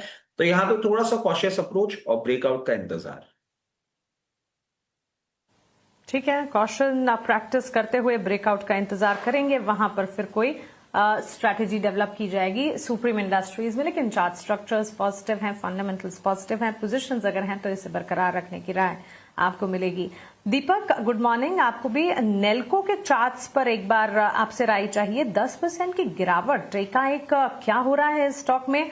क्योंकि नेल्को अगर आप देखें पिछले 6 महीने में स्टॉक ने परफॉर्म भी किया है, और इनफैक्ट अभी एक न्यूज डेवलपमेंट आया है नेल्को के लिए। कंपनी फोकस में है क्योंकि $20 मिलियन यूएस बेस्ड एलवीओ में कंपनी ने इन्वेस्ट किए हैं फॉर सैटेलाइट कनेक्टिविटी। इसी वजह से स्टॉक फोकस में है। लेकिन 10% की गिरावट ये स्टॉक में इस वक्त नजर आ रही है। डाउनसाइड रिस्क ज्यादा विजिबल है। पिछले 6 महीने के चार्ट्स एक बार दिखाने चाहिए, क्योंकि स्टॉक में ऑलमोस्ट 48-50% के गेन्स लास्ट 6 मंथ्स में देखे गए हैं। इनफैक्ट पिछले 1 महीने में भी स्टॉक चला है, लेकिन इस एकाएक गिरावट को कैसे देखना है? बिल्कुल मैम, इन लेवल्स को प्रॉफिट बुकिंग कह सकते हैं। मुझे लगता है स्टॉक में लगातार मंथ ऑन मंथ अच्छी अपसाइड की ओपनिंग देखने को मिली। स्टॉक लगातार 3 से एक हायर हाइस हायर लोज बनाता हुआ जा रहा था, तो इन लेवल्स पे मुझे लगता है थोड़ी सी हल्की प्रॉफिट बुकिंग हो सकती है। 950 955 के आसपास आता है तो फ्रेश एंट्री ली जा सकती है स्टॉक में। एक अच्छा अपसाइड का मोमेंटम और अभी भी वॉल्यूम ग्रोथ बनी हुई है, तो ये प्रॉफिट बुकिंग का एक नजरिया है। तो मुझे लगता है 950 945 के आसपास स्टॉक में बाइंग की पोजीशन बनाई जा सकती है। 1040 के लेवल्स फिर से देखने को मिल सकते हैं स्टॉक पे। चलिए ठीक है, ये राय नेल्को के ऊपर आपको मिल गई, डेवलपमेंट पॉजिटिव कंपनी को लेकर। लेकिन स्टॉक का रिएक्शन जो है, क्योंकि इन्वेस्टमेंट बड़ी कर रहे हैं तो हो सकता है कुछ कंसर्न्स निकल कर आ रहे हो। डिटेल में इसे समझना पड़ेगा फंडामेंटली हुआ क्या है। चलिए ज़रा आगे बढ़ते हैं। और इस वक्त अगर आप देखेंगे निफ्टी बैंक को ना, तो निफ्टी बैंक में आपको दिखेगा कि अब जो गिरावट है वो 130 अंकों के आसपास की है। अगर आप इसकी जो अगर हाई से देखेंगे तो हाई से आपको ये 218 पॉइंट नीचे नजर आएगा। आप देखिए, अच्छा स्प्रेड देखिए काफ़ी इंटरेस्टिंग है यहाँ पर। आप देखिए दिग्गज जो बैंक है ना, HDFC बैंक, ICICI बैंक और SBI, तीनों प्राइवेट सेक्टर और पब्लिक सेक्टर, दोनों साइड के दिग्गज तीनों बैंक आज आप यहाँ या तो शॉर्ट बिल्डअप होते हुए देखेंगे या लॉन्ग अनवाइंड होते हुए देखेंगे। सिर्फ 2 स्टॉक्स ऐसे हैं, 2 बैंक्स ऐसे हैं, एक्सिस बैंक और बैंक ऑफ इंडिया, जहां पर आपको थोड़ी सी लॉन्ग बनते हुए नजर आएंगे। इंडसइंड बैंक में भी शॉर्ट कवरिंग थोड़ी सी दिख रही है, लेकिन वो बहुत ज्यादा मजबूत और टिकाऊ नहीं है। आप देखिए ओवरऑल अगर आपको एक्सपायरी के दिन बैंकों का एक्शन अगर आप देखें तो HDFC बैंक, ICICI बैंक और SBI तीनों में ही लॉन्ग अनवाइंडिंग और शॉर्ट बिल्ड होते हुए नजर आ रहे हैं। PNB भी आपको नजर आएगा कमजोर। तो ओवरऑल देखिए आज बैंकों का एक्शन बहुत कमजोर होता हुआ नजर आ रहा है, क्योंकि अगर आप हाई से भी देखें ना निफ्टी बैंक को, तो करीब करीब 200 पॉइंट नीचे है अपने हाई से। आज का जो हाई निफ्टी बैंक ने बनाया वो बनाया था 57,584 का, और वहां से आप देखिए हाई से ये बैंक निफ्टी बैंक का इंडेक्स जो है वो नीचे, और कैसे नीचे आया उसकी डिटेलिंग आपको उस प्लेट में मिल गई जो हमने आपके सामने रखी थी कि शॉर्ट्स बनते हुए नजर आ रहे हैं, लॉन्ग अनवाइंड होते हुए नजर आ रहे हैं दिग्गज बैंकों के अंदर। तो ये इंपॉर्टेंट डेवलपमेंट आप निश्चित तौर पर रखिए ध्यान। चलिए आगे बढ़ते और कुछ और स्टॉक्स पर करते हैं चर्चा, जहां एक्शन आज भरपूर देखने को मिल रहा है। आप देखिए ग्रो पर भी आप रखिएगा फोकस, क्योंकि देखिए 2.5% स्टॉक नीचे है और थोड़ी देर पहले एक बड़ी ब्लॉक डील होती हुई नजर आई, तो वहां पर भी आप रखिएगा ध्यान। हम राय लेंगे, लेकिन एक मेहमान हमारे साथ हो चुके हैं शो में शामिल, उनको पहले शामिल करते हैं, उनसे जरा बातचीत करते हैं और उसके बाद फिर हम ग्रो पर राय भी लेंगे। तेजस जी हमारे साथ जुड़ चुके हैं। तेजस जी बहुत स्वागत है आपका 18 हाउस स्वदेश पर, बहुत शुक्रिया आपने समय निकाला है। Good morning. पहले आपके स्टॉक कॉल ही समझना चाहेंगे और उसके बाद फिर कुछ और स्टॉक्स पर करेंगे बातचीत आपसे। गुड मॉर्निंग विकास जी और तमाम दर्शकों और पैनलिस्ट को मेरा नमस्कार। तो आज की मेरी पहली पिक है L&T लिमिटेड। स्टॉक ने एक डाउनवर्ड स्लोपिंग ट्रेंड लाइन का ब्रेकआउट दिया था रिसेंटली, और पोस्ट द ब्रेकआउट स्टॉक एक हायर हाई फॉर्मेशन बना रहा है on daily chart. Short term moving average के ऊपर सस्टेन कर रहा है। ओवरऑल स्ट्रक्चर पॉजिटिव है स्टॉक का। सो L&T में करंट भाव पे डिप में खरीदारी करने की राय है। इसमें आपको स्टॉप लॉस लगाना है 3,920 के नीचे। इसका पहला लक्ष्य रहेगा 4,190 का और दूसरा लक्ष्य रहेगा 4,325 का। और दूसरा जो स्टॉक मैंने चुना है वो डिफेंस स्पेस से है, Bharat electronics limited. Bharat electronics limited की बात करें तो ये स्टॉक ने भी एक अच्छा खासा बेस बना दिया है in the range of 380 to 385 level, और बेस फॉर्मेशन के बाद एक short term moving average crossover भी हुआ है रिसेंटली। और पिछले 3-4 दिनों से स्टॉक जो है 200 दिन की जो इसकी लंबी अवधि की मूविंग एवरेजेस है इसके ऊपर सस्टेन कर रहा है। रिस्क रिवॉर्ड के लिहाज से काफी अट्रैक्टिव लग रहा है stock at the current juncture. Bharat electronics में भी करंट भाव पे डिप में खरीदारी करने की राय है। इसमें आपको स्टॉप लॉस लगाना है 399 का। इसका पहला लक्ष्य रहेगा 425 का और दूसरा लक्ष्य रहेगा 435 का। चलिए, तो ये दो बेहतरीन कॉल्स आपको तेजस शाह जी की तरफ से मिलती हुई। L&T 4190 और 4325 दो टारगेट्स आपको रखने हैं यहां पर, और 3919 का 3919 का स्टॉप लॉस आपको यहां मेंटेन करना है। BEL डिफेंस पिक 425 435 दो टारगेट्स आपको यहां रखने हैं। 399 का आपको यहां लगाना है स्टॉप लॉस। इन दो बेहतरीन कॉल्स को आप रखिए फोकस में। एक और मेहमान अब हमारे साथ जुड़ चुके हैं, अमोल अठावले हमारे साथ जुड़े हैं। अमोल जी, गुड मॉर्निंग, बहुत स्वागत है आपका 18 आवर स्वदेश पर। आपके भी स्टॉक कॉल समझना चाहेंगे सर, बताइए कौन से स्टॉक्स चुने आपने? जी नमस्ते एंड गुड मॉर्निंग। एक डिक्सॉन के साथ जाना चाहूंगा, पोजिशनल पॉइंट ऑफ व्यू से देख रहा हूँ 14275 के आसपास चले। थोड़ा सा बड़ा स्टॉक है, बट जिस तरीके का सेटअप है और जिस तरीके का सुबह से मोमेंटम है स्टॉक में, लग रहा है कि पॉजिटिव साइड कंटिन्यू हो सकता है शॉर्ट टर्म में। शॉर्ट टर्म के लिए टारगेट्स निकल के आ रहे हैं 15,000 के, और स्टॉप लॉस उसका रहेगा 13,950 का। रिवर्सल काफी प्रॉमिसिंग हुआ है, बट 1395 अगर ये लेवल मेंटेन करता है तो अप ट्रेंड बना रहेगा। दूसरा सोना कॉम्स के साथ जाना चाहूंगा, ये भी पोजिशनल पॉइंट ऑफ व्यू से देख रहा हूँ 820 के आसपास चल रहा है। पोजिशनली टारगेट निकल के आ रहे 870 के, और स्टॉप लॉस स्टॉक के लिए रहेगा 800 रुपए का। स्टॉक कंसिस्टेंटली अप ट्रेंड में बना हुआ है, करेक्शन मार्केट में है, बट स्टॉक में इतना इम्पैक्ट दिख के नहीं आ रहा है। ट्रेंड फॉलोइंग ट्रेडर्स के लिए जब तक 800 का लेवल सस्टेन हो रहा है, ये जो अप ट्रेंड चल रहा है वो कंटिन्यू होने के चांसेस भी शॉर्ट टर्म में दिख के आ रहे हैं। चलिए ठीक है, ये राय दो स्टॉक्स पर आपको मिलती हुई। सोना BLW 870 का टारगेट आपको रखना है, 800 रुपए पे स्टॉप लॉस आपको यहाँ मेंटेन करना है।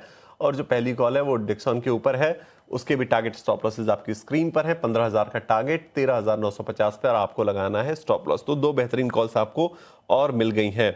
अब चलिए जरा ग्रो पर एक बार बातचीत कर लेते हैं, क्योंकि ग्रो में एक बड़ी ब्लॉक डील होती हुई नजर आई। करीब 1.2%, 1.25% के आसपास की इक्विटी एक्सचेंज हुई, और आप देखिए वॉल्यूम देखिए, करीब 2.5 करोड़ शेयरों का वॉल्यूम हो चुका है। स्टॉक कमजोरी के ट्रेंड में आज नजर आ रहा है। 2.71% नीचे, करीब 0.3% नीचे ये स्टॉक कारोबार करता हुआ नजर आ रहा है। अगर इसकी परफॉर्मेंस भी देखें आप, तो पिछले एक महीने में कुछ खास किया नहीं है, 7-8% नेगेटिव ही गया है। ये 227 का हाई बनाया था और वहां से करेक्ट होता हुआ नजर आया है, 7-8% टूट गया है ये स्टॉक वहां से। एक बार जरा इसके ऊपर राय लेते हैं तेजस जी से। तेजस जी, जरा एक बार ग्रो को चेक कीजिएगा और बताइएगा क्या राय आपकी बनती है। आज ब्लॉक डील के बाद थोड़ा सा कमजोर होता हुआ नजर आ रहा है, और पिछले एक महीने में भी ट्रेंड थोड़ा नेगेटिव ही रहा है।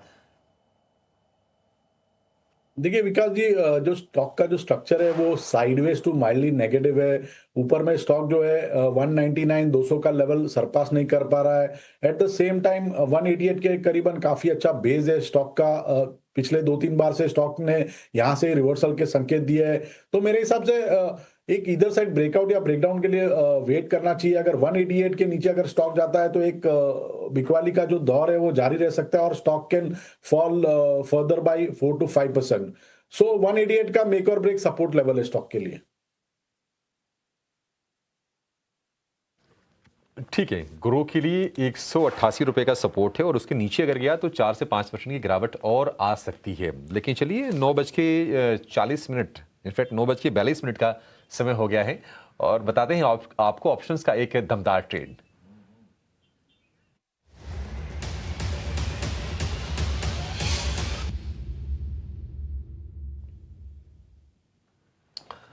और आज ऑप्शंस के चैंपियन के तौर पर हमारे साथ जुड़ गए हैं यस सिक्योरिटीज के लक्ष्मीकांत शुक्ला। लक्ष्मीकांत जी, बहुत शुक्रिया आपका समय देने के लिए। बताइए कौन सा शेयर आपने चुना है लक्ष्मीकांत जी, और क्या ट्रेड होगा ऑप्शन का? सुप्रभात अभिषेक जी, आज के ऑप्शन के लिए हमने SCL टेक को चुना है। तो यहाँ पर हमें अवर्ली चार्ट पर एक रेंज ब्रेकडाउन देखने को मिल रहा है। तो ओवरऑल सेंटीमेंट यहाँ पे वीक होते हुए नजर आ रहे हैं। RSI ऑलरेडी नेगेटिव टेरिटरी में ट्रेड करता हुआ दिखाई दे रहा है, इसलिए हमने 1300 का पुट ऑप्शन बाय करने की सलाह दी है, जो कि हमें बाय करना है around the level of 12 to 14 rupees के आसपास। इसमें हमारा टारगेट रहेगा 34 रुपीज का। स्टॉप लॉस हमें 3 रुपीज का मेंटेन रखना है। तो लॉट साइज को देखते हुए जो रिस्क बन रहा है वो 4000 का बन रहा है, और टारगेट अगर अचीव होते हैं तो जो मैक्सिमम रिवॉर्ड है वो आता हुआ दिखाई दे रहा है 8000 रुपीज का। ठीक है, बढ़िया है। ये राय होगी आपके लिए एचसीएल टेक को लेकर। 1300 वाली पुट खरीदनी है और 12 से 14 रुपए के भाव पर मिलेगी। लक्ष्य 34 का, स्टॉप लॉस 3 रुपए का। पुट खरीदना यानी कि इस बात को लेकर बुलिश होना कि शेयर के भाव जो हैं वो ऊपर नीचे जाएंगे और पुट खरीद के आप उसका फायदा उठा सकते हैं। अधिकतम मुनाफा 8000 रुपए का, अधिकतम नुकसान की बात करें तो 4000 रुपए प्रति लॉट के हिसाब से कैलकुलेशन आपकी स्क्रीन पर, लेकिन स्टैंडर्ड रिस्क डिस्क्लोजर भी आपके सामने रख देते हैं कि एफएनओ ट्रेड करने में जो ट्रेडर्स होते हैं उसमें 100 में से 91 लोगों को नुकसान होता है और औसतन जो लॉस होता है वो होता है 1 लाख रुपए का। तो स्टॉप लॉसेस और वित्तीय अनुशासन को फॉलो जरूर कीजिए। कोई कंफ्यूजन हो तो अपने जो वित्तीय सलाहकार हैं प्रमाणित, उनकी सलाह भी आप ले सकते हैं। ये सेबी का ये रिस्क डिस्क्लोजर आपके सामने है। लेकिन लक्ष्मीकांत जी, बहुत शुक्रिया, आज आपने समय निकाला और एक बेहतरीन ट्रेड हमारे दर्शकों को बताया, और वो ट्रेड बताया जिस तरह का बाजार का टिल्ट भी है आज के सत्र में, क्योंकि आईटी में लगातार दूसरे सत्र में हम गिरावट देख रहे हैं। लेकिन इन गिरावट के बीच, बाजार की नरमी के बीच, एक सेक्टर ऐसा है जहां पर हम देख रहे हैं कि मिठास है, और वो सेक्टर है शुगर स्टॉक्स का। आप देखेंगे आज बढ़िया तेजी आपको देखने को मिलेगी। रेणुका शुगर में, बलरामपुर चीनी का भी शेयर आज आपको चलता हुआ नजर आएगा। इसके अलावा त्रिवेणी इंजीनियरिंग के शेयर में तेजी आपको नजर आएगी। डालमिया भारत शुगर, ये शेयर भी आज आपको चलता हुआ दिखाई देगा। और इस तेजी के पीछे की वजह यह है कि जो ग्लोबल जो शुगर प्राइसेस है उनका सपोर्ट मिल रहा है। अगर आप देखेंगे कि जो रॉ शुगर है ये लगभग साल भर की ऊंचाई पर कारोबार कर रहा है अंतर्राष्ट्रीय बाजार में, और अगर हम व्हाइट शुगर की बात करें तो ये लगभग 15 महीने की ऊंचाई पर है। और डोमेस्टिक मार्केट में भी प्राइसेस का सपोर्ट है। पिछले एक महीने में भाव लगभग 10% बढ़ गए हैं, और 10% बढ़ने की पीछे की वजह यह है कि जो रेनफॉल है थोड़ा डिफिशियंट है, इसके चलते थोड़ा प्राइस प्रीमियम मिल रहा है, और डोमेस्टिक जो प्राइसेस हैं शुगर के वो 5000 रुपए क्विंटल के ऊपर निकल के कारोबार कर रहे हैं। ये रीजन है।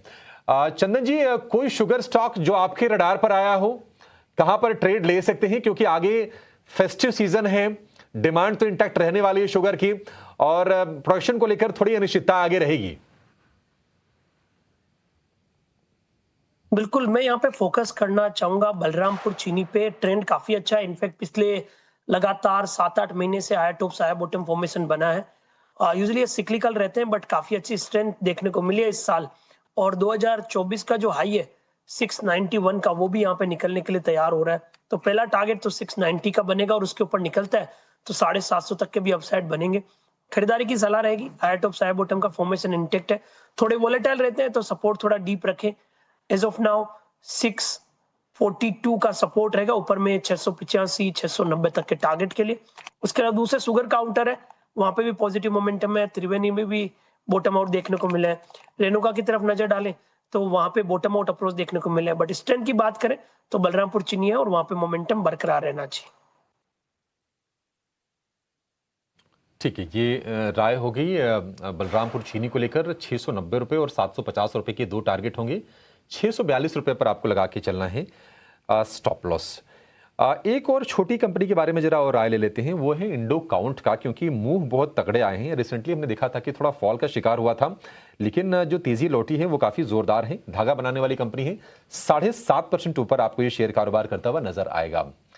राय क्या होगी आपकी अमोल जी इंडो काउंट को लेकर? बड़ी तेजी हो गई है, अब इसके बाद तो शायद ट्रेड नहीं लेना चाहिए, लेकिन आपकी राय क्या होगी? क्या एक्सटेंड हो सकता है ये मूव? जी, एक्सटेंड हो सकता है। जिस तरीके का सेटअप है, स्टॉक एक जरूर शॉर्ट टर्म में एक रेंज में फंसा हुआ है। रेंज का जो रेजिस्टेंस आ रहा है वो अराउंड 440 450 के आसपास आ रहा है, और रेंज का जो सपोर्ट आ रहा है वो अराउंड 380 के आसपास आ रहा है। उधर से ही रिवर्सल हुआ था और आज उसी का एक्सटेंशन देखने को मिला है। मोमेंटम को जिनको चेस करना है उनके लिए एक रेफरेंस पॉइंट रहेगा 400, और दूसरा रहेगा 405 का। जब तक उसके ऊपर है या ट्रेंड बना रहेगा 1 या 2 दिन के लिए, इमीडिएट रेजिस्टेंस जैसे कि हमने पहले बोला कि 440 का ही रहेगा। बिलो 400 अगर ये स्टॉक ट्रेड होता है तो थोड़ा सा सेलिंग प्रेशर वापस से स्टॉक में बढ़ सकता है। ठीक है, 400 405 तक के लेवल्स जब तक इंटैक्ट रखता है घबराने की जरूरत नहीं। यहाँ से अपसाइड ही नजर आ रही है। Big show off the day Indo count करीब 8% की तेजी पर ये स्टॉक ट्रेड करता हुआ। रचित, एक्शन कंस्ट्रक्शन के स्टॉक में कल भी तेजी थी, आज भी तेजी और अच्छे लेवल पर यह स्टॉक इस वक्त ट्रेड करता हुआ। बढ़िया मजबूती, सिर्फ और सिर्फ 2 ट्रेडिंग सेशन में ऑलमोस्ट 6% के गेंस के साथ इस स्टॉक ने कामकाज दिखाया। नतीजे भी बेहतर थे और लगातार आप कह सकते हैं कि हरे निशान के साथ टुवर्ड्स अपसाइड ये अपनी सो एन इवेंचुअल चाल चल रहा है। करीब 30% के रिटर्न्स 6 महीने में और ये तेजी बरकरार है। 3% के रिटर्न्स पर इंटैक्ट इस वक्त टुवर्ड्स डे आई 114647 के लेवल्स पर एक्शन कंस्ट्रक्शंस। देखिए मैम, ये अप जो है वो आपको फर्दर कंटिन्यू होता हुआ दिखेगा। एक छोटा सा सप्लाई पॉइंट है 1224 लेवल्स, वहां तक कोई भी रेजिस्टेंस हम नहीं देख पा रहे हैं। 1224 लेवल्स को अगर ये ब्रीच करेगा तो फर्दर अप मूव भी आपको आता हुआ दिख सकता है। हो सकता है 1 से 2 तिमाही में आपको 1320 रुपए 1320 लेवल्स तक ये पोजीशन आपको जाती हुई दिख सकती है। अगर इस कमेंट्री के बाद आप इसमें पोजीशन बनाना चाह रहे हैं तो एक स्टॉप लॉस आपके लिए बन जाएगा जरूरी, जो कि निकल के आता है 1084। इसके साथ साथ मैम एक छोटा सा अपडेट है, मार्केट्स थोड़े से वॉलेटाइल हो रहे हैं। कल एक्सिस केज पे हमने कवरेज स्टार्ट किया था मॉर्निंग शो में 1550 लेवल्स पे, 1550 पे। 1630 का पहला टारगेट था जो कि हिट हो गया है। और क्योंकि मार्केट वॉलेटाइल है, जितने भी हमारे दर्शकों ने पोजीशन ली है 50% यहां बुक कर लें। 50% रिमेनिंग 1730 लेवल्स का आप वेट कर सकते हैं, वो भी आपको जल्दी देखने को मिल जाएगा। तो चलिए ये राय और एक्सिस केड्स पर भी एक बार रिविजिट कर यहाँ से फर्दर लेवल्स बताते हुए रचित 5% के गेंस कल से फोकस रेडार पर है। उस स्टॉक में आज भी हम देख रहे हैं मजबूती। एक्शन कंस्ट्रक्शन 1320 के टारगेट्स पर फोकस रहेगा। लगातार दूसरा ट्रेडिंग सेशन है जबकि हम आईटी सेक्टर में एक गिरावट का रुझान देख रहे हैं। Be the larger IT players या फिर छोटी मझौली आईटी कंपनियां बिकवाली का दबाव इस वक्त झेलती हुई इंफोसिस, एम्फैसिस, कोफोर्ज, विप्रो, टेक महिंद्रा जैसे स्टॉक से जहां पर गिरावट के साथ इस वक्त कामकाज देखने को मिल रहा है। क्या फिर से एक स्ट्रीक शुरुआत हो रही है आईटी स्पेस के लिए गिरावट की? इस पर रखना होगा फोकस। वैसे इस हफ्ते की ही शुरुआत हमने धीमी देखी है लेकिन IT space almost 400 points down. Chandan ji, एक और स्टॉक है एजिस लॉजिस्टिक्स जिस पर नजर होनी चाहिए। स्टॉक में अच्छी खासी तेजी आज नजर आ रही है और ये स्टॉक फोकस में है जब से इसके नंबर्स आए हैं। फंडामेंटल्स पॉजिटिव है, नतीजे काफी दमदार रहे। इनफैक्ट मार्जिन के फ्रंट पर 14-15% से आंकड़ा सीधा 30% पर जाता दिखा। मुनाफे और रेवेन्यू में भी बढ़त ही हाथ लगी। एजिस लॉजिस्टिक्स पर क्या राय होगी? बिल्कुल, देखिए इस काउंटर में नीचे के लेवल से सपोर्ट बेस्ड बाइंग हो रही है और मैं चार्ट सेटअप की बात करूं तो ये काउंटर और ये पूरा एक सेक्टर है वो कहीं ना कहीं बार बार सपोर्ट बेस्ड बाइंग बता रहा है। ओवरऑल देखें तो पिछले लगभग 7-8 वीक से कंसोलिडेशन हो रहा है बट मल्टीपल सपोर्ट है वो 1240-1250 के आसपास है। ओवरऑल मैं देख रहा हूँ लगभग 35 दिनों से कंसोलिडेशन हो रहा है बट मेजर ट्रेंड पॉजिटिव है। वाईटीडी बेसिस पे देखें तो लगभग 88% तक का मूवमेंट इस काउंटर में इस साल देखने को मिला है। तो मेरा ऐसा मानना है शायद ये कंसोलिडेशन अब कंप्लीट होना चाहिए, अक्यूमुलेट करना चाहिए। सपोर्ट बनेगा 1290 का, ऊपर में कहीं ना कहीं 1380 से लेके 1400 तक के टारगेट अनफोल्ड हो सकते हैं। चलिए ठीक है, एजिस लॉजिस्टिक्स पर ये राय आपको मिलती हुई 4% की तेजी के साथ ये स्टॉक कर रहा है कारोबार। चलिए अब एक और मेहमान हमारे साथ हो चुके हैं शामिल स्टूडियोज में। कुणाल बोथरा जी हमारे साथ जुड़ चुके हैं। कुणाल जी गुड मॉर्निंग, बहुत स्वागत है आपका 18 हाउस स्वदेश पर। बताइए सर, क्या चुना है आपने आज हमारे व्यूअर्स के लिए, कौन से स्टॉक्स पर आज आप बुलिश हैं? धन्यवाद शो पे इन्वाइट करने के लिए। तो 2 बाय कॉल सजेस्ट करूंगा। पहला बाय कॉल रहेगा ब्लू जेट पर, 600 के आसपास स्टॉक ट्रेड कर रहा है। मेरा मानना है कि एक फ्लैग पैटर्न बना रहा है डेली चार्ट्स पर और स्टॉक बार बार इस मेजर रेजिस्टेंस पर ब्रेक करने जा रहा है। तो ब्लू जेट हेल्थ केयर पर मेरा बाय कॉल रहेगा। टारगेट रहेगा यहाँ पे 626 का, स्टॉप लॉस यहाँ पे मेंटेन कर सकते हैं 596 का। सेकंड बाय कॉल मैं दूंगा रिलायंस इंडस्ट्रीज़ पर, बिकॉज मुझे ऐसा लग रहा है कि आई थिंक रिलायंस इंडस्ट्रीज़ शायद एक ब्रेकआउट की तरफ जा रहा है।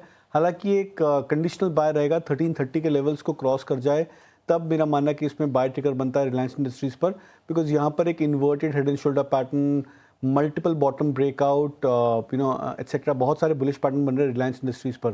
तो एक कैविएटेड बाय अबाउट 1330 सजेस्ट करूंगा इस स्टॉक पर। टारगेट रहेगा 1385 का, स्टॉप लॉस यहाँ पे मेंटेन कर सकते हैं 1300 का।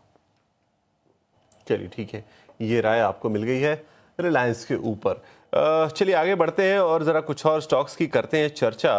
एक स्टॉक जैगल प्रीपेड का लेकर आइए जरा सामने। कमजोर नतीजे आए थे, नतीजों के बाद ये स्टॉक टूटा भी था और नया 52 वीक लो इसने टच किया था जैगल प्रीपेड। आज थोड़ा रिबाउंड वहां से देखने को मिल रहा है। कुणाल जी से ही हम राय लेंगे। RSI भी इसका 21 के आसपास है, मतलब ओवरसोल्ड कैटेगरी में जाने वाला है, लगातार डाउन ट्रेंड में है, लेकिन सिर्फ ओवरसोल्ड है इसका मतलब ये नहीं है कि आपको करनी है खरीदारी, इसलिए हम इस पर राय भी लेंगे, जरा समझने की कोशिश करेंगे कि सोचना है क्या एंट्री के बारे में, क्योंकि बहुत ज्यादा टूटा है ये स्टॉक, लगातार डाउन ट्रेंड में है। कुणाल जी क्या राय है इसके ऊपर आपकी? तो मेरा मानना है कि अवॉइड करना चाहिए इस स्टॉक को, बिकॉज कल की जो मेजर सेलिंग आई थी जैगल में, जब स्टॉक करीबन 200 से 175 के नीचे क्लोज कर गया था, तो वो सेलिंग जो थी वो बहुत ही ज़्यादा हाई वॉल्यूम्स पर है और मुझे ऐसा लग रहा है कि आई थिंक वो एक इम्पैक्टफुल ट्रेंड रहा है। स्टॉक में मेजर गैप डाउन हुआ है। बहुत बार होता है कि इतना बड़ा सेलिंग के बाद में स्टॉक थोड़ा सा ओवरसोल्ड हो जाता है, तो शॉर्ट टर्म पीरियड में बाउंस या एक स्टेबल टेरिटरी में वापस आ जाता है स्टॉक, जहाँ पे हम कहते हैं कि रेंज में आ जाता है 170-175 के आसपास, ये पिवट कर सकता है स्टॉक प्राइस। तो अगर 5-7 रुपये की ट्रेडिंग करनी है तो अलग बात है, बट अगर यहाँ पे हम मेजर बाउंस बैक या एक टर्न अराउंड एक्सपेक्ट करना चाहे अगर व्यूअर, तो मेरा मानना है कि थोड़ा वेटेड वॉच करना चाहिए। फिलहाल मैं अवॉइड सजेस्ट करूँगा, बिकॉज कल की गैप के बाद में जो मेजर सेलिंग आई है और वॉल्यूम्स के बाद में मुझे ऐसा लग रहा है कि इसका जो near to medium term trend है वो और ज़्यादा नेगेटिव हो गया है। ठीक है, ये राय होगी जैगल प्रीपेड को लेकर। एक और जरा शेयर लेकर आइए जिसने साल भर में जो निवेशक जो रहे होंगे, जिन्होंने लंबी अवधि का निवेश किया होगा, तो साल भर में पैसे 3 गुने करा दिए हैं। वो शेयर है TD पावर सिस्टम। अब ये कस्टम AC जनरेटर्स और इलेक्ट्रिक मोटर्स बनाने वाली कंपनी है TD पावर, और अगर आप रिसेंट इसकी चाल भी देखेंगे ना तो वो काफ़ी अच्छी नज़र आ रही है TD पावर की। महीने भर में 39% के रिटर्न, और 29 जुलाई से जो ये शेयर चला, बीच में इक्का दुक्का सत्र आए होंगे कि जहां पर शेयर थोड़ा सा नीचे आया होगा, अदरवाइज 1000 रुपये वाला शेयर अब ये 1600 रुपये के मुहाने पर जाके नॉक कर रहा है और 52 वीक हाई पर ये ट्रेड कर रहा है। इनफैक्ट ऑल टाइम हाई पर है TD पावर का शेयर। राय इसको लेकर चंदन जी क्या होगी आपकी? मतलब ऐसे जनरली हम ट्रैक तो नहीं करते हैं, क्या आपके रडार पर आया है कभी शेयर ये? बिल्कुल, TD पावर की बात करें तो काफी अच्छा प्राइस बिहेवियर देखने को मिला है पिछले, इनफैक्ट इस महीने की बात करें 40% तक का मूव यहाँ पे बना है। पिछले 4 वीक से टॉप हाई बॉटम फॉर्मेशन बना है और लगातार ये काउंटर पिछले 6-7 साल से काफी अच्छा परफॉर्म कर रहा है। ओवरऑल देखे तो 15 रुपए वाला काउंटर 1500 प्लस हुआ है, तो मोमेंटम तो पॉजिटिव है। और अच्छी बात यह है कि डेली और वीकली चार्ट में 2 वीक पहले ही 1350-1380 के ऊपर ब्रेकआउट हुआ है। 3-4 दिन पहले भी एक नैरो रेंज प्राइस पैटर्न बना के मोमेंटम दिया। तो मेरा मानना है कि मोमेंटम वाला काउंटर हालांकि काफी ओवरबोट है, बट ट्रेंड इंटेक्ट है और जिनके पास पोजीशन है वो कंटिन्यू रख सकते हो। मेजर सपोर्ट रहेगा आपका लगभग 1515 के आसपास, ऊपर में 1650 तक के टारगेट भी बन सकते हैं। ट्रेडर है वो थोड़ा सा डिप आए तब बाय करे। सो ओवरऑल पॉजिटिव बायस, और मेरा मानना है ये मोमेंटम जो कंटिन्यू है उसको ट्रेलिंग सपोर्ट के साथ एक्सटेंड करना चाहिए। चलिए ठीक है, तो ये राय TD पावर के ऊपर आपको मिल गई। चलिए इसी के साथ अब हमारे मेहमानों से विदा लेने का वक्त आ चुका है। कुणाल जी, रचित जी, चंदन जी, उसके अलावा अमोल जी, तेजस जी, आप सभी का बहुत बहुत शुक्रिया, आज आप जुड़े और तमाम शेयरों पर आपने बेहतरीन एडवाइस हमारे व्यूअर्स के लिए साझा की। चलिए अब यहाँ से हम रुख करेंगे 10 के बाजार की तरफ और सबसे पहले आपके सामने रखेंगे अभी की ताज़ा हेडलाइंस को।